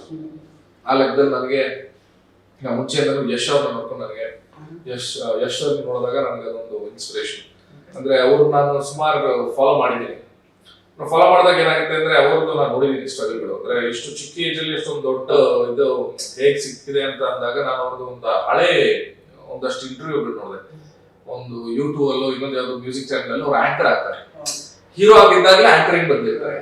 ಅವ್ರು ಬಂದಿರೋ ರೀಸನ್ ಪ್ರಮೋಟ್ ಮಾಡೋದಕ್ಕಷ್ಟೇ. ಅವ್ರ ಸಿನಿಮಾ ಪ್ರಮೋಟ್ ಮಾಡೋದಕ್ಕೆ ಅವ್ರು ಬಂದಿರ್ತಾರೆ. ಅವ್ರು ಇನ್ನೊಂದು ಅವ್ರು ಯಾರೋ ಏನೋ ಕಮೆಂಟ್ ಮಾಡ್ತಾರೆ ಆ ಟೈಮ್ಗೆ ನೆಗೆಟಿವ್, ಅವು ಮುಂದೆ ಮಾತಾಡ್ತಾರೆ. ಅವ್ರು ನೀವು ಯಾರಾದ್ರೂ ಏನ್ ಬೇಕಾದ್ರೆ ಮಾತಾಡ್ಕೊಳ್ಳಿ, ನಾ ಬಂದಿರೋ ನನ್ನ ಸಿನಿಮಾ ಪ್ರಮೋಟ್ ಮಾಡೋದಕ್ಕೆ ನಾನು ಮಾಡ್ತೀನಿ ಹೋಗ್ತೀನಿ ಅಂತ. ಅಂದ್ರೆ ಆ ಅಪ್ರೋಚ್ ಇದೆಯಲ್ಲ, ನೀವು ಹೀರೋ ಆಗಿರ್ಲಿ ಇನ್ನೊಂದೇ ಆಗಿರ್ಲಿ, ಬಟ್ ನೀವು ನಿಮ್ಮ ಸಿನಿಮಾಗೋಸ್ಕರ ಅದನ್ನ ಜನರಿಗೆ ಮುಟ್ಸೋಕೋಸ್ಕರ ನೀವು ತಲೆ ಬಾಗಿ ಹೋಗ್ತಿರಲ್ವಾ, ಎಲ್ಲ ಎಫರ್ಟ್ಸ್ ನ ತಲೆ ಬಾಗಿ ನೀವು ಕೊಡ್ತಿರಲ್ವಾ, ಅದೇ ನಾಳೆ ನಿಮ್ಮನ್ನ ತಲೆ ಎತ್ತುವಂಗ್ ಮಾಡೋದು ಅಂತ ನಾನು ನಂಬ್ತೀನಿ. ಸೊ ಅದನ್ನ ನಾನು ಇವತ್ತಿಗೂ ನಂಬ್ತೀನಿ. ಅದಕ್ಕೆ ನಾನು ಪ್ರತಿ ಸಿನಿಮಾದಲ್ಲೂ ಕೂಡ ಅದು ಕಷ್ಟ ಆದ್ರೂ ಪರವಾಗಿಲ್ಲ, ಫಿನಾನ್ಸ್ ಅದು ಇದ್ದು ದುಡ್ಡು ಬರೆದಿದ್ರು ತೊಂದರೆ ಇಲ್ಲ. ಸಿನಿಮಾ ಒಂದು ಸ್ಟಾರ್ಟ್ ಆದ್ಮೇಲೆ ಅದೊಂದು ದಡ ಮುಟ್ಟೋದು, ಗೆಲ್ಲೋದು ಸೋಲೋದು ಜನರಿಗೆ ಬಿಟ್ಟಿದ್ದು. ಅದು 1000 ಕಾರಣ ಇರುತ್ತೆ ಸಿನಿಮಾ ಸೋಲೋದಕ್ಕೆ. ಸೊ ಅದು ನಮ್ಮ ಕೈಲೂ ಇರಲ್ಲ. ಸೊ ಬಟ್ ಆ ಎಂಡ್ವರೆಗೂ ನಾವೇನ್ ನಿಂತು ಆ ಎಫರ್ಟ್ಸ್ ಹಾಕ್ತೀವಿ ಅಂತ ಮಾತ್ರ ನಾನು ಇವತ್ತಿಗೂ ಬಿಟ್ಕೊಡ್ತಾ ಇಲ್ಲ. ಕರೆಕ್ಟ್. ಈಗ ಸೀರಿಯಲ್ ವಿಷಯಕ್ಕೆ ಬರೋದಾದ್ರೆ ನಿಮ್ಮ ಪಾರು ಮಧ್ಯೆ ಇವಾಗ ಸ್ವಲ್ಪ ಕುಚ್ ಸ್ಟಾರ್ಟ್ ಆಗಿದೆ. ಬಿಕಾಸ್ ಮತ್ತು ವಿಚಿತ್ರ ರೀತಿಯಲ್ಲಿ ನಿಮ್ಮ ಮದುವೆ ನೆರವೇರಿದೆ. ಆಕ್ಚುಲಿ ಅಂದ್ರೆ ಯಾರು ಊಹೆ ಮಾಡಿರ್ಲಿಲ್ಲ. ಅದೊಂಥರ ಬಿಗ್ ಟ್ವಿಸ್ಟ್ ತರ ಸೀರಿಯಲ್. ಅಫ್ಕೋರ್ಸ್ ನಿಮ್ಗೆ ಅವ್ರ ಮೇಲೆ ಮನಸ್ಸಿತ್ತು, ಅವ್ರು ಡಾಕ್ಟರ್ ಕೂಡ. ಬಟ್ ಈ ರೀತಿ ಇಬ್ರು ಒಂದಾಗ್ತಾರೆ ಅಂತ ಯಾರು ಅನ್ಕೊಂಡಿರ್ಲಿಲ್ಲ. ಯೂಶಲಿ ಮದುವೆ ಆದ್ರೆ ಆಲ್ಮೋಸ್ಟ್ ಕೊನೆ ಸೀರಿಯಲ್ ಕೊನೆಗೆ ಆಗುತ್ತೆ ಅನ್ನೋದು. ಬಟ್ ಅವ್ರ ಶಾಸ್ತ್ರಿಗಳು ನಿಮಗೆ ಹೇಳ್ತಾ ಇದ್ರು ಇದೆಲ್ಲ ವಿಷಯ ಎಲ್ಲ ನಿಮ್ದೇ ಆಗುತ್ತೆ ಮದುವೆ ಅಂತ. ಬಟ್ ಈ ರೀತಿ ಆಗುತ್ತೆ ಅಂತ ಯಾರು ಅನ್ಕೊಂಡಿರ್ಲಿಲ್ಲ. ಸೊ ನಿಮ್ಮ ಮತ್ತು ಯಾಕಂದ್ರೆ ನಿಶಾ ಅವರ ಒಂದು ಹೆಂಗಿದೆ ಕೆಮಿಸ್ಟ್ರಿ, ಹೇಗೆ ವರ್ಕ್ ಆಗ್ತಾ ಇದೆ? ಸುಮಾರು ತಿಳ್ಕೊಂಡಿದ್ದೀರಾ ಸೀರಿಯಲ್? ಹೌದು, ನಾನು ಹೇಳ್ದಂಗೆ ತುಂಬಾ ಚೆನ್ನಾಗ್ ಆಯ್ತು. ಕತೆ ತುಂಬಾ ಬಿಗಿನಿಂಗ್ ಅಲ್ಲೇ ಮದುವೆ ಮಾಡ್ಬಿಟ್ರು. 1 ತಿಂಗಳು ಸ್ಟಾರ್ಟ್ ಆಗೋ ಅಷ್ಟೊಂದು ಮದುವೆ ಮಾಡ್ಬಿಟ್ರು. ಯೂಶಲಿ ಎಲ್ಲಾ ಸೀರಿಯಲ್ ಅಲ್ಲಿ 2 ವರ್ಷ 3 ವರ್ಷ ಆದ್ಮೇಲೆ ಮದುವೆ ಆಗುತ್ತೆ. ಇದರಲ್ಲಿ ಬಿಗಿನಿಂಗ್ ಅಲ್ಲೇ ಮದುವೆ ಆಯ್ತು. ಬಟ್ ಲವ್ ಸ್ಟೋರಿ ಸ್ಟಾರ್ಟ್ ಆಗಿ ಒಂಚೂರು ಲೇಟ್ ಆಯ್ತು. ಇವಾಗ ಏನ್ ಸ್ಟಾರ್ಟ್ ಆಗ್ತಾ ಇದೆ ಮೇಲೆ ಮೇಲೆ ಲವ್ ಸ್ಟೋರಿ. ಬಟ್ ಅದಕ್ಕೂ ಕೂಡ ತುಂಬಾ ಚೆನ್ನಾಗಿದೆ ಕತೆ. ಲವ್ ಸ್ಟೋರಿ ಸುಮ್ಮನೆ ಸ್ಟಾರ್ಟ್ ಆಗಲ್ಲ. ಅಂದ್ರೆ ನಾನು ಹೇಳ್ದಂಗೆ ಕತೆ ತುಂಬಾ ಚೆನ್ನಾಗಿ ಮಾಡ್ಕೊಂಡಿದ್ದಾರೆ. ಪ್ರತಿಯೊಂದಕ್ಕೂ ಒಂದು ಲಾಜಿಕಲ್ ಒಂದು ರೀಸನಿಂಗ್ ಅಲ್ಲೇ ಆಗುತ್ತೆ. ಸೊ ಅದೇ ತರದಲ್ಲಿ ಎಲ್ಲ ಕೂಡ್ ಬರ್ತಾ ಇದೆ. ಲವ್ ಸ್ಟೋರಿ ಕೆಮಿಸ್ಟ್ರಿ ಬಗ್ಗೆ ಮಾತಾಡ್ಬೇಕು ಅಂದ್ರೆ ನಿಶಾ ಅವರು ತುಂಬಾ ಒಳ್ಳೆ ಆಕ್ಟರ್ಸ್. ಅವಳು ಅವ್ರದ್ದು ನನಗೆ ಆಕ್ಚುಲಿ ಅಣ್ಣ ಬರಕ್ಕಿಂತ ಮುಂಚೆ ಗೊತ್ತಿರ್ಲಿಲ್ಲ. ನಾನು ನಿಜವಾಗ್ಲೂ ಯಾವ ಸೀರಿಯಲ್ಸ್ ನೋಡಿರ್ಲಿಲ್ಲ ಅಲ್ಲಿವರೆಗೂ. ಅಣ್ಣ ನಾನು ಒಂದ್ಸಲ ಸೆಲೆಕ್ಟ್ ಆದ್ಮೇಲೆ ಕುತ್ಕೊಂಡು ನೋಡಕ್ ಸ್ಟಾರ್ಟ್ ಮಾಡ್ಬಿಟ್ಟೆ. ನಾನು ಸೀರಿಯಲ್ ಯಾವ್ದೆಲ್ಲ ಬರುತ್ತೆ, ಕಲರ್ಸಲ್ಲಿ ಯಾವ್ದೆಲ್ಲ ಬರುತ್ತೆ, ಹೆಂಗ್ ಮಾಡ್ತಾರೆ ಎಲ್ರು. ಮತ್ತೆ ನಿಶಾ ಅವರು ಹೀರೋಯಿನ್ ಅಂತ ಗೊತ್ತಾದ್ಮೇಲೆ ಅವ್ರದ್ದು ಹಳೆ ಪ್ರಾಜೆಕ್ಟ್ಸ್ ಒಂದಷ್ಟು ಎಪಿಸೋಡ್ಸ್ ನೋಡಿದೆ. ಗಟ್ಟಿ ಮೇಳ ಅನ್ನೋದು ಒಂದಷ್ಟು ಎಪಿಸೋಡ್ಸ್. ಸೊ ನಾನು ಅವಾಗಲೇ ಗೊತ್ತಾಯ್ತು ತುಂಬಾ ಒಳ್ಳೆ ಆಕ್ಟ್ರೆಸ್ ಅವರು ಅಂತ. ಫಸ್ಟ್ ಟೈಮ್ ನಿಮಗೆ ಅವ್ರ ಬಗ್ಗೆ ಗೊತ್ತಿಲ್ಲ, ಅವ್ರ ಸೀರಿಯಲ್ಸ್ ಏನು ನೋಡಿಲ್ಲ ಅಂತ ಅನ್ನಿಸ್ದಾಗ ಅವ್ರ ರಿಯಾಕ್ಷನ್ ಇತ್ತು? ಇಲ್ಲ, ಅವ್ರು ತುಂಬಾ ಕಾಮ ಆಗ್ತಗೊಂಡ್ರು. ನಾವು ಈಗಲೂ ನೆನಪಿದೆ, ನನಗೆ ಗೊತ್ತಿರ್ಲಿಲ್ಲ. ಇಂಟ್ರೊಡ್ಯೂಸ್ ಮಾಡೋ ಫಸ್ಟ್ ಮಾತಾಡಿದಾಗ್ಲೂ ನನಗೆ ಅಷ್ಟೇ ಐಡಿಯಾ ಇರ್ಲಿಲ್ಲ ಅವ್ರು ಏನು ಇದು ಅಷ್ಟ್ರಲ್ಲಿ ಯಾರು ಏನಂತ ಇಂಟ್ರೊಡ್ಯೂಸ್ ಮಾಡಿದ್ರು? ಗಟ್ಟಿ ಮೇಳ ರೌಡಿ ಬೇಬಿ ಅಂತ ಹೇಳಿದ್ರು. ಇಲ್ಲ ಅದೇನಾಯ್ತು, ನಿಶಾಂತನ ಇಂಟ್ರೊಡ್ಯೂಸ್ ಮಾಡಿದ್ರು. ಅದಾದ್ಮೇಲೆ ಏನೋ ಮಾತಲ್ಲಿ ಅವಳು ಹೇಳಿದ್ರು ರೌಡಿ ಬೇಬಿ ಅಂತ ಕರೀತಾರೆ ಅಂತ. ಅಂದ್ರೆ ನಾನ್ ಕೇಳಿದೆ ಯಾಕೆ ರೌಡಿ ಬೇಬಿ ಅಂತ. ಆಗ ಹೇಳಿದ್ರು ಇಲ್ಲ ನಿನ್ ಕ್ಯಾರೆಕ್ಟರ್ ಅಲ್ಲಿ ಒಂಚೂರು ಇದೆ ಅದು. ಓ ಹೌದಾ ಅಂತ ನಾನು ಅವರೇ ಹೇಳಿದಾಗ ನನಗೆ ಗೊತ್ತಾಗಿದ್ದೀನಿ ರೌಡಿ ಬೇಬಿ ಅದು ಇದು. ಅಲ್ಲಿವರೆಗೂ ನನಗೆ ಐಡಿಯಾನೇ ಇರ್ಲಿಲ್ಲ. ಬಟ್ ಅದಾದ್ಮೇಲೆ ನಾನು ಒಂದಷ್ಟು ಎಪಿಸೋಡ್ಸ್ ನೋಡಿದೆ, ತುಂಬಾ ಚೆನ್ನಾಗಿ ಮಾಡಿದ್ರು ಅದ್ರಲ್ಲಿ. ಅಂದ್ರೆ ಅದ್ರಲ್ಲಿ ತುಂಬಾ ಬಬ್ಲಿ ಕ್ಯಾರೆಕ್ಟರ್. ಪಾರು ತುಂಬಾ ಸಟ್ಲ್ ಮೆಚೂರ್ ಕ್ಯಾರೆಕ್ಟರ್. ಬಟ್ ಇವಾಗ ಆದ್ಮೇಲೆ ಟೇಕ್ ಆಫ್ ಆಗ್ತಾ ಇರೋ ಒಂದು ಒಳ್ಳೆ ಕ್ಯಾರೆಕ್ಟರೈಸೇಷನ್ ಪಾರು. ನನಗೆ ಪರ್ಸನಲಿ ಪಾರು ಕ್ಯಾರೆಕ್ಟರ್ ತುಂಬಾ ಇಷ್ಟ, ಒಳ್ಳೆ ಟೇಕ್ ಆಫ್ ಇದೆ. ಸೊ ಅವರು ಅಷ್ಟೇ as an actor, co actor ತುಂಬಾನೇ ಏನ್ ಹೇಳೋದು ಅಂದ್ರೆ ಶಿ ಇಸ್ ವೆರಿ ಅಂಡರ್ಸ್ಟ್ಯಾಂಡಿಂಗ್. ಅಂದ್ರೆ ಟೇಕ್ಸ್ ವೈಸ್ ಇರ್ಲಿ ಇನ್ನೊಂದಿರ್ಲಿ ನಾವು ಮೊದಲೇ ಮಾತಾಡ್ಕೊತೀವಿ. ಏನೇ ಒಂದು ಸೀನ್ ಮಾಡ್ಬೇಕು ಅಂದ್ರೆ ಚೆನ್ನಾಗಿ ರಿಹರ್ಸ್ ಮಾಡ್ಕೊಂಡು ಇಬ್ರು ಮಾತಾಡ್ಕೊಂಡು ಹಿಂಗ್ ಮಾಡೋಣ ಹಂಗ್ ಮಾಡ್ಕೊಂಡು. ಸೊ ಆತರ ಒಳ್ಳೆ ರ್ಯಾಪ್ ಇದೆ. ಸೊ ಅದ ಸೀನಲ್ಲೂ ಇದು ಕಾಣ್ತಾ ಇದೆ ಇವಾಗ. ಸೊ ಹಂಗೆ. ಸೊ ಇನ್ನು ಈಗ ನಿಮ್ಮ 4 ಜನ ತಂಗಿಯರಲ್ಲಿ ನಿಮ್ಮ ಫೇವರೇಟ್ ತಂಗಿ ಯಾರು? ಅಣ್ಣ ಹೆಂಗೆ? ಅದನ್ನ ಹೇಳಿದೆ ಬಟ್ ಇಲ್ಲ ಅಂದ್ರೆ ಫೇವ್ರೇಟ್ ಅಂತ ನಿಜವಾಗ್ಲೂ ಇಲ್ಲ. ನಾನು ಹೇಳಲ್ಲ ಅಂತಲ್ಲ, ನನಗೆ ಫೇವ್ರೇಟ್ ಅಂತ ಇಲ್ಲ. ನನ್ 4 ಜನರು ತುಂಬಾ ಇಷ್ಟ. ನಾನು ಅದು ಯಾವಾಗ್ಲೂ ಹೇಳ್ತೀನಿ, 4 ಜನರ ಮೇಲೆ ಬೇರೆ ಬೇರೆ ತರ ಪ್ರೀತಿ ಇದೆ. ಅವರು ಕೂಡ 4 ಜನರು ಬೇರೆ ಬೇರೆ ತರ ನನ್ನ ಮೇಲೆ ಪ್ರೀತಿ ತೋರಿಸ್ತಾರೆ. ಫಸ್ಟ್ ಒಂದು ವರ್ಷ ನಾನು ಹೇಳಿದ್ನಲ್ಲ, ಸೊ ಒಂದೊಂಥರ ಮೆಚೂರ್ಡ್ ಅವಳು, ತುಂಬಾ ಒಂಥರ ವೆರಿ ಸಾಫ್ಟ್ ಪ್ರೀತಿ ಅವಳು. ಗುಂಡಮ್ಮಂದು ಅಷ್ಟೇ, ಅವಳ ಒಂಚೂರು ವರ್ಟೋಡ್ ಪ್ರೀತಿ ಅವಳು, ತುಂಬಾ ಪ್ರೀತಿ ಇದೆ. ಬಟ್ ಆದ್ರೂ ಒಂಚೂರು ಗದರ್ಸ್ಕೊಂಡೆ. ರಾಣಿದು ಅಷ್ಟೇ, ಅವಳು ಅಷ್ಟೇ ವೆರಿ ಸ್ವೀಟ್, ವೆರಿ ಎಮೋಷನಲ್. 4ನೇ ಅವಳು ಅಷ್ಟೇ, ಅದು ನಿಂಗೆ ನಾನು ಕೂಸು ಅಂತ ಹೇಳಿ ಕರಿತೀನಿ, ಅದು ಕೂಸ್ತಾರನೇ ಪಾಪ ಅಜ್ಜಿ. Very sweet. ಎಲ್ಲ ಸೆಟ್ ಅಲ್ಲೂ ಕೂಡ ಅದೇ ವಾತಾವರಣ ಇದೆ. ಅಂದ್ರೆ ಅಲ್ಲೇನು ನಾವು ಜಾಸ್ತಿ ಎಫರ್ಟ್ಸ್ ಹಾಕೋದ್ ಬೇಡ. ಸ್ಕ್ರೀನ್ ಅಲ್ಲೂ ತಂಗಿರು ಅಂತ ನಾವು ಪ್ರೂವ್ ಮಾಡ್ಬೇಕು ಅಥವಾ ಅವ್ರ ಅಣ್ಣಂದ್ರು ಅಂತ ಕಷ್ಟ ಪಡ್ಬೇಕು ಅಂತ ವೆರಿ ಸ್ಮೂತ್ಲಿ ನಮಗೆ ಬರುತ್ತೆ ಅಣ್ಣ ತಂಗಿ ಅನ್ನೋದು. ಅದು ಅಣ್ಣ ತಂಗಿ ಆಗ್ಬಿಟ್ಟಿದೀವಿ ನಾವು ರಿಯಲ್ ಲೈಫಲ್ಲೂ ಕೂಡ, ಅಂದ್ರೆ ಸೆಟ್ ಅಲ್ಲೂ ಕೂಡ ಹಾಗೆ ಕ್ಯಾರಿ ಆಗುತ್ತೆ. ಸೊ ನನಗೆ ಸ್ಕ್ರೀನ್ ಅಲ್ಲಿ ಅದು ಯಾವ್ದು ದೊಡ್ಡ ಸಮಸ್ಯೆ ಅನ್ಸೋದೇ ಇಲ್ಲ. ನ್ಯಾಚುರಲ್ ಆಗಿ ಪ್ರೀತಿ ಬರುತ್ತೆ. ಈಗ ಈ ಸೀರಿಯಲ್ ಮೂಲಕ ಆಕ್ಚುಲಿ ಜನಗಳಿಗೆ ಮನೆಗಳನ್ನ ತಲುಪ್ತಾ ಇದ್ದೀರಾ. ಬಟ್ ಇದಕ್ಕಿಂತ ಮುಂಚೆ ನಿಮ್ದು ರೀಲ್ಸ್ ಇದೆ, ಸ್ವಲ್ಪ ಅದ್ರ ಬಗ್ಗೆ ನಾವು ಜಾಸ್ತಿ ಮಾತಾಡ್ಬೇಕಾಗುತ್ತೆ. ಬಿಕಾಸ್ ರೀಲ್ಸ್ ಸಖತ್ ನಿಮ್ದು ವೈರಲ್ ಆಗ್ತಾ ಇತ್ತು ಮೊದಲೆಲ್ಲ, ಈಗಲೂ ಮಧ್ಯೆ ಮಾಡ್ತಾ ಇರ್ತೀರಾ. ಸೊ ಅದ್ರಲ್ಲೂ ಸಖತ್ ಕ್ರಿಯೇಟಿವಿಟಿ ಕಾಣ್ತಿತ್ತು. ಸೊ ಅಂದ್ರೆ ಯಾಕೆ ರೀಲ್ಸ್ ಮಾಡೋಕೆ ಶುರು ಮಾಡಿದ್ರೆ ಜನರನ್ನು ರೀಚ್ ಆಗೋದಕ್ಕೆ? ಇಲ್ಲ, ಅದೇನಾಯ್ತು, ನಾನು ಮುಂಚೆ ಈ ಟಿಕ್ಟಾಕ್ ಅದೆಲ್ಲ ಇದ್ದಾಗ ನಾನು ಸ್ವಲ್ಪ ಮಾಡ್ತಾ ಇದ್ದೆ, ಕಂಟೆಂಟ್ಸ್ ಮಾಡ್ತಾ ಇದ್ದೆ. ಅಂದ್ರೆ ಓನ್ ವಾಯ್ಸ್, ಮೋಟಿವೇಶನಲ್ ವಾಯ್ಸ್ ಎಲ್ಲ ಕೊಡ್ತಿದ್ದೆ. ಅವಾಗ ಜನ ಎಲ್ಲ ಹೇಳೋರು ತುಂಬಾ ಚೆನ್ನಾಗಿದೆ ವಾಯ್ಸ್ ಮಾಡಿ. ಸೊ ಈ ಮೋಟಿವೇಶನಲ್ ವಿಡಿಯೋಸ್, ಒಳ್ಳೆ ಟಾಕ್ ಇರೋಂಥ ವಿಡಿಯೋಸ್, ನಾನು ಬರೆದಿರೋಂಥ ಡೈಲಾಗ್ಸ್ ನೆಲ್ಲ ನಾನು ವಿಡಿಯೋಸ್ ಮಾಡ್ತಿದ್ದೆ. ಅದಾದ್ಮೇಲೆ ನಿಲ್ಸ್ಬಿಟ್ಟೆ. ಟಿಕ್ಟಾಕ್ ಎಲ್ಲ ಹೊರಟೆ, ನಾನು ನಿಲ್ಸ್ಬಿಟ್ಟೆ. ಅದಾದ್ಮೇಲೆ ತುಂಬಾ ಗ್ಯಾಪ್ ಆಯ್ತು. ನಾನು ಸೋಷಿಯಲ್ ಮೀಡಿಯಾದಲ್ಲಿ ಆಕ್ಟಿವ್ ಇರಲಿಲ್ಲ. ಒಂದು 2-3 ಸಿನಿಮಾ ಅಪಾಯ ಎಚ್ಚರಿಕೆ ಮುಗ್ಮೇಲೂ ನಾನು ಆಕ್ಟಿವ್ ಇಲ್ಲ ಸೋಷಿಯಲ್ ಮೀಡಿಯಾದಲ್ಲಿ. ಅವಾಗ ಎಲ್ಲರೂ ಹೇಳಕ್ ಸ್ಟಾರ್ಟ್ ಮಾಡಿದ್ರು, ನೀನ್ ಯಾವ ಸಿನಿಮಾ ಆಕ್ಟರ್ ಸ್ವಲ್ಪ ಸೋಷಿಯಲ್ ಮೀಡಿಯಾದಲ್ಲಿ ಆಕ್ಟಿವ್ ಆಗು, ಯಾವ್ದು ಪೋಸ್ಟ್ ಕಾಣಿಸಲ್ಲ ಫೇಸ್ಬುಕ್ ಅಲ್ಲಿ, ಇನ್ಸ್ಟಾಗ್ರಾಮ್, ಇದ್ಯಾ ಅಂತಾನೆ ಗೊತ್ತಾಗಲ್ಲ. ನೀನ್ ಹಿಂಗೆ ಆಕ್ಟ್ ಮಾಡ್ತೀಯ, ನೀನ್ ಚೆನ್ನಾಗಿ ಮಾಡ್ತೀಯ ಅಂದ್ರೆ ನೀನೊಬ್ಬ ಇದ್ಯಾ ಅಂತ ಯಾರೋ ಒಬ್ರು ಡೈರೆಕ್ಟರ್ ಗೊತ್ತಾಗಬೇಕಲ್ಲ. ಯಾರೋ ಒಬ್ರು ಸ್ಕ್ರಿಪ್ಟ್ ರೈಟರು, ಫಿಲ್ಮ್ ಮೇಕರು, ಯಾರೋ ಒಬ್ರು ಏನೋ ಬರೀತಾ ಇರ್ತಾರೆ, ನೀನೇ ಬೇಕು, ನಿನ್ನಂತ ಕ್ಯಾರೆಕ್ಟರ್ ಬೇಕು ಅಂತ ಅವ್ರ ತಲೆಯಲ್ಲಿ ಓದ್ತಾ ಇರ್ತಾರೆ. ಬಟ್ ನೀನ್ ಇದ್ಯಾ, ಎಕ್ಸಿಸ್ಟ್ ಆಗಿದ್ಯಾ, ನಿನ್ ಇಂಡಸ್ಟ್ರಿ ಇದ್ಯಾ ಅಂತಾನೆ ಗೊತ್ತಿಲ್ಲ ಅಂದ್ರೆ ಅವ್ರು ಹೇಗೆ ನಿನ್ನನ್ನ ರೀಚ್ ಮಾಡಕ್ಕಾಗುತ್ತೆ? ಸೊ ಅದಕ್ಕೆ ನೀನ್ ಏನಾದ್ರು ಮಾಡ್ಬೇಕು ಅಂತ. ಬಟ್ ನನ್ನ ತಲೆನೇ ಓಡ್ತಾ ಇಲ್ಲ. ನಾನು ಏನ್ ಮಾಡ್ಲಿ? ನಾನು ಸೋಷಿಯಲ್ ಮೀಡಿಯಾದಲ್ಲಿ ನನ್ನ ಪರ್ಸನಲ್ ಲೈಫ್ ಆಗಲಿ, ನನ್ನ ದಿನನಿತ್ಯದ ಏನ್ ಬದುಕಿದೆ ಅದನ್ನೆಲ್ಲ ಪೋಸ್ಟ್ ಮಾಡೋದು ನನಗೆ ಇಷ್ಟ ಇಲ್ಲ. ನನ್ನ ಪರ್ಸನಲ್ ಲೈಫ್ ಏನೇ ನಾನು ಹಂಗೆ ಇಟ್ಕೊಳ್ಳೋಕೆ ಇಷ್ಟ ನನಗೆ. ಬಟ್ ಅದನ್ನ ಹೆಂಗ್ ನಾನು ಸೋಷಿಯಲ್ ಮೀಡಿಯಾದಲ್ಲಿ ಆಕ್ಟಿವ್ ಆಗೋದು ಅಂತ ಯೋಚನೆ ಮಾಡಿದಾಗ ನನಗೆ ರೀಲ್ಸ್ ಬಂತು. ರೀಲ್ಸ್ ಅಂದಾಗ ಸುಮ್ಮನೆ ಡಬ್ಬಿ ಏನಕ್ಕೆ ಮಾಡ್ಬೇಕು, ಸಿನಿಮಾ ಸ್ಟೈಲ್ ಅಲ್ಲೇ ಮಾಡೋಣ ಅಂತಿತ್ತು ನನಗೆ. ಅಂದ್ರೆ ನಾನೇನು ಚಿಕ್ಕ ವಯಸ್ಸಿಂದ ನೋಡ್ತಾ ಬಂದೆ. ಈಗ ಅವರಲ್ಲಿ ಆ ಹಳೆ ಪ್ಯಾಟರ್ನ್ ಆಫ್ ಸ್ಟೈಲ್, ಅಂದ್ರೆ ಯಾವುದೇ ಸಾಂಗ್ ಇಲ್ಲಿ ಒಂದು ಒಳ್ಳೆ ಸಿನಿಮ್ಯಾಟಿಕ್ ವಿಡಿಯೋ ಮಾಡ್ಬೇಕು ಅಂತ. ಅವಾಗ ನಂದೊಂದು ಫ್ರೆಂಡ್, ನನ್ನ ಒಬ್ಬ ತಮ್ಮಂತರ ಯಶೀನ್ ಅಂತ, ನಮ್ಮ ಊರೊಳಗೆ. ಸೊ ಅವನು ಒಳ್ಳೆ ಎಡಿಟಿಂಗ್ ಮಾಡ್ತಾ ಇದ್ದ ಊರಲ್ಲಿ, ತುಂಬಾ ಚೆನ್ನಾಗಿ ಎಡಿಟ್ ಮಾಡ್ತಾ ಇದ್ದ. ಅವನು ಒಂದ್ ದಿವಸ ಒಂದು ವಿಡಿಯೋ ಮಾಡ್ದ, ಕ್ಯಾಂಡಿಡ್ ವಿಡಿಯೋ, ನನಗೆ ಒಂದು ಪ್ರೋಗ್ರಾಮ್ ಅಲ್ಲಿ ತುಂಬಾ ಚೆನ್ನಾಗಿತ್ತು. ಅವನೇ ಎಡಿಟ್ ಮಾಡ್ದ, ಫಸ್ಟ್ ಟೈಮ್ ಮಾಡಿ ಕಳಿಸ್ದ, ಪೋಸ್ಟ್ ಮಾಡಿದ್ರು, ಇನ್ಸ್ಟಾಗ್ರಾಮ್ ಅಲ್ಲಿ ವೈರಲ್ ಆಗಿದೆ. ಇದು ಹಿಂಗ್ ಹೋಗ್ಬಿಡುತ್ತಲ್ಲ ಅಂತ ನನಗೆ ಅವಾಗ ಹೊಳಿತು, ಇದನ್ನೇ ಯಾಕೆ ಮಾಡಬಾರ್ದು ಅಂತ. ಸೊ ಯಶಿನ ಕರ್ಕೊಂಡು ನಾನೇನ್ ಮಾಡಿದೆ, ವಿಡಿಯೋಸ್ ಮಾಡಕ್ ಸ್ಟಾರ್ಟ್ ಮಾಡಿದೆ. ಡಿಫ್ರೆಂಟ್ ಕಾನ್ಸೆಪ್ಟ್ಸ್ ಯೋಚನೆ ಮಾಡ್ತಿದ್ದೆ, ಕೂತ್ಕೊಂಡು ನಾಳೆ ವಿಡಿಯೋ ಮಾಡ್ಬೇಕಂದ್ರೆ ಇವತ್ತು ಏನ್ ಕಾನ್ಸೆಪ್ಟ್ ಮಾಡ್ಬೋದು, ಏನ್ ಹಾಡ್ ಮೇಲೆ ಏನೇನ್ ಕಾನ್ಸೆಪ್ಟ್, ಏನಾದ್ರು ಒಂದು ಥಾಟ್ ಅಲ್ಲಿ ಮಾಡ್ಬೇಕು ಅಂತ ಸ್ಟಾರ್ಟ್ ಮಾಡಿದೆ. ಅದು ಯಾವಾಗ ನಾನು ವಿಡಿಯೋಸ್ ಮಾಡಕ್ ಸ್ಟಾರ್ಟ್ ಮಾಡಿದೆ, ಪ್ರತಿ ವಿಡಿಯೋ ವೈರಲ್ ಆಗಕ್ಕೆ ಸ್ಟಾರ್ಟ್ ಆಗುತ್ತೆ, ಪ್ರತಿ ವಿಡಿಯೋಸ್ ಹೋಗಕ್ಕೆ ಸ್ಟಾರ್ಟ್ ಆಯ್ತು. ಸೊ ನನಗೆ ರೀಚ್ ಆಟೋಮೆಟಿಕ್ಲಿ ಜಾಸ್ತಿ ಆಯ್ತು. ಅಂದ್ರೆ ಝೀರೋ ಡೆಡ್ ಆಗಿ, ಹೌದು, ಅಂದ್ರೆ ನಂದು ಡೆಡ್ ಆಗಿದ್ದ ಅಕೌಂಟ್ಸ್ ಸೋಷಿಯಲ್ ಮೀಡಿಯಾದಲ್ಲಿ ಒಂದೇ ಸತಿಗೆ ಎಲ್ಲಾ ಕಡೆ ರೀಚ್ ಆಗಕ್ಕೆ ಸ್ಟಾರ್ಟ್ ಆಗುತ್ತೆ. ಜನ ಅಂದ್ರೆ ನನ್ನ ಹಣೆ ಸ್ಟಾರ್ಟ್ ಆಗಕ್ಕಿಂತ ಮುಂಚೆನೂ ಜನ ಮಾತಾಡಕ್ ಸ್ಟಾರ್ಟ್ ಮಾಡ್ಬಿಟ್ರು ಎಲ್ಲಾ ಕಡೆ ಹೋದಂಗೆ, ಏನ್ ಚೆನ್ನಾಗ್ ಮಾಡ್ತೀರಿ ರೀಲ್ಸ್ ಇದು ಅನ್ಕೊಂಡು.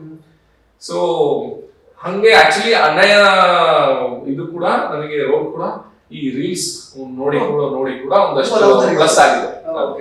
ಅವ್ರು ನಮ್ಮ ಸಿನಿಮಾ ಬಗ್ಗೆ ಗೊತ್ತಿದ್ರು ಕೂಡ ಮಾಡಿದ್ದಾರೆ ಅನ್ನೋದು ಮೇಜರ್ಲಿ ರೀಲ್ಸ್ ಅಲ್ಲಿ ಅವ್ರು ನೋಡಿದ್ದಾರೆ. ಯಾಕಂದ್ರೆ ಅಣ್ಣಯ್ಯದಲ್ಲಿ ಒಂದು ಕ್ಯಾರೆಕ್ಟರ್ ಹೆಂಗ್ ಬೇಕಿತ್ತು ಅಂದ್ರೆ ಅವ್ರಿಗೆ ತುಂಬಾ ಸಾಫ್ಟ್ ನೇಚರ್, ತುಂಬಾ ಕೇರಿಂಗ್ ಅಣ್ಣ, ತುಂಬಾ ಲವ್ ತೋರಿಸುವಂತ ಒಂದು ಅಣ್ಣ, ಆಯ್ತಾ, ತುಂಬಾ ಮುಗ್ಧ ಅನ್ಸ್ಬೇಕು. ಬಟ್ ಜೊತೆಗೆ ಅವ್ನ ತಂಗಿ ತಂಟೆಗೆ ಯಾರಾದ್ರೂ ಹೋದ್ರು, ಅವನು ಪಾರು ತಂಟೆಗೆ ತಂಗಿ ತಂಟೆಗೆ ಯಾರಾದ್ರೂ ಹೋದ್ರೆ ಅಷ್ಟೇ ಮಾಸ್ ಆಗಿರುವಂತ ಒಂದು ಇದು ಬೇಕಿತ್ತು. ಅಂದ್ರೆ ಎರಡು ಎಕ್ಸ್ಟ್ರೀಮ್ ಬೇಕಿತ್ತು. ಒಂದು ಸೈಡ್ ಅಷ್ಟೇ ಮುಗ್ಧತೆ, ಪ್ರೀತಿ, ದೈವಭಕ್ತಿ ಎಲ್ಲ ಇರೋದು, ಇನ್ನೊಂದ್ ಕಡೆ ಅಷ್ಟೇ ಮಾಸ್ ಇರುವಂತ ಒಂದು ರಗೇಡ್ ಇರುವಂತ ಒಂದು ಕ್ಯಾರೆಕ್ಟರ್ ಬೇಕಿತ್ತು. ಸೊ ನನ್ನ ರೀಲ್ಸ್ ಅಲ್ಲಿ ಇದೆಲ್ಲ ಇತ್ತು.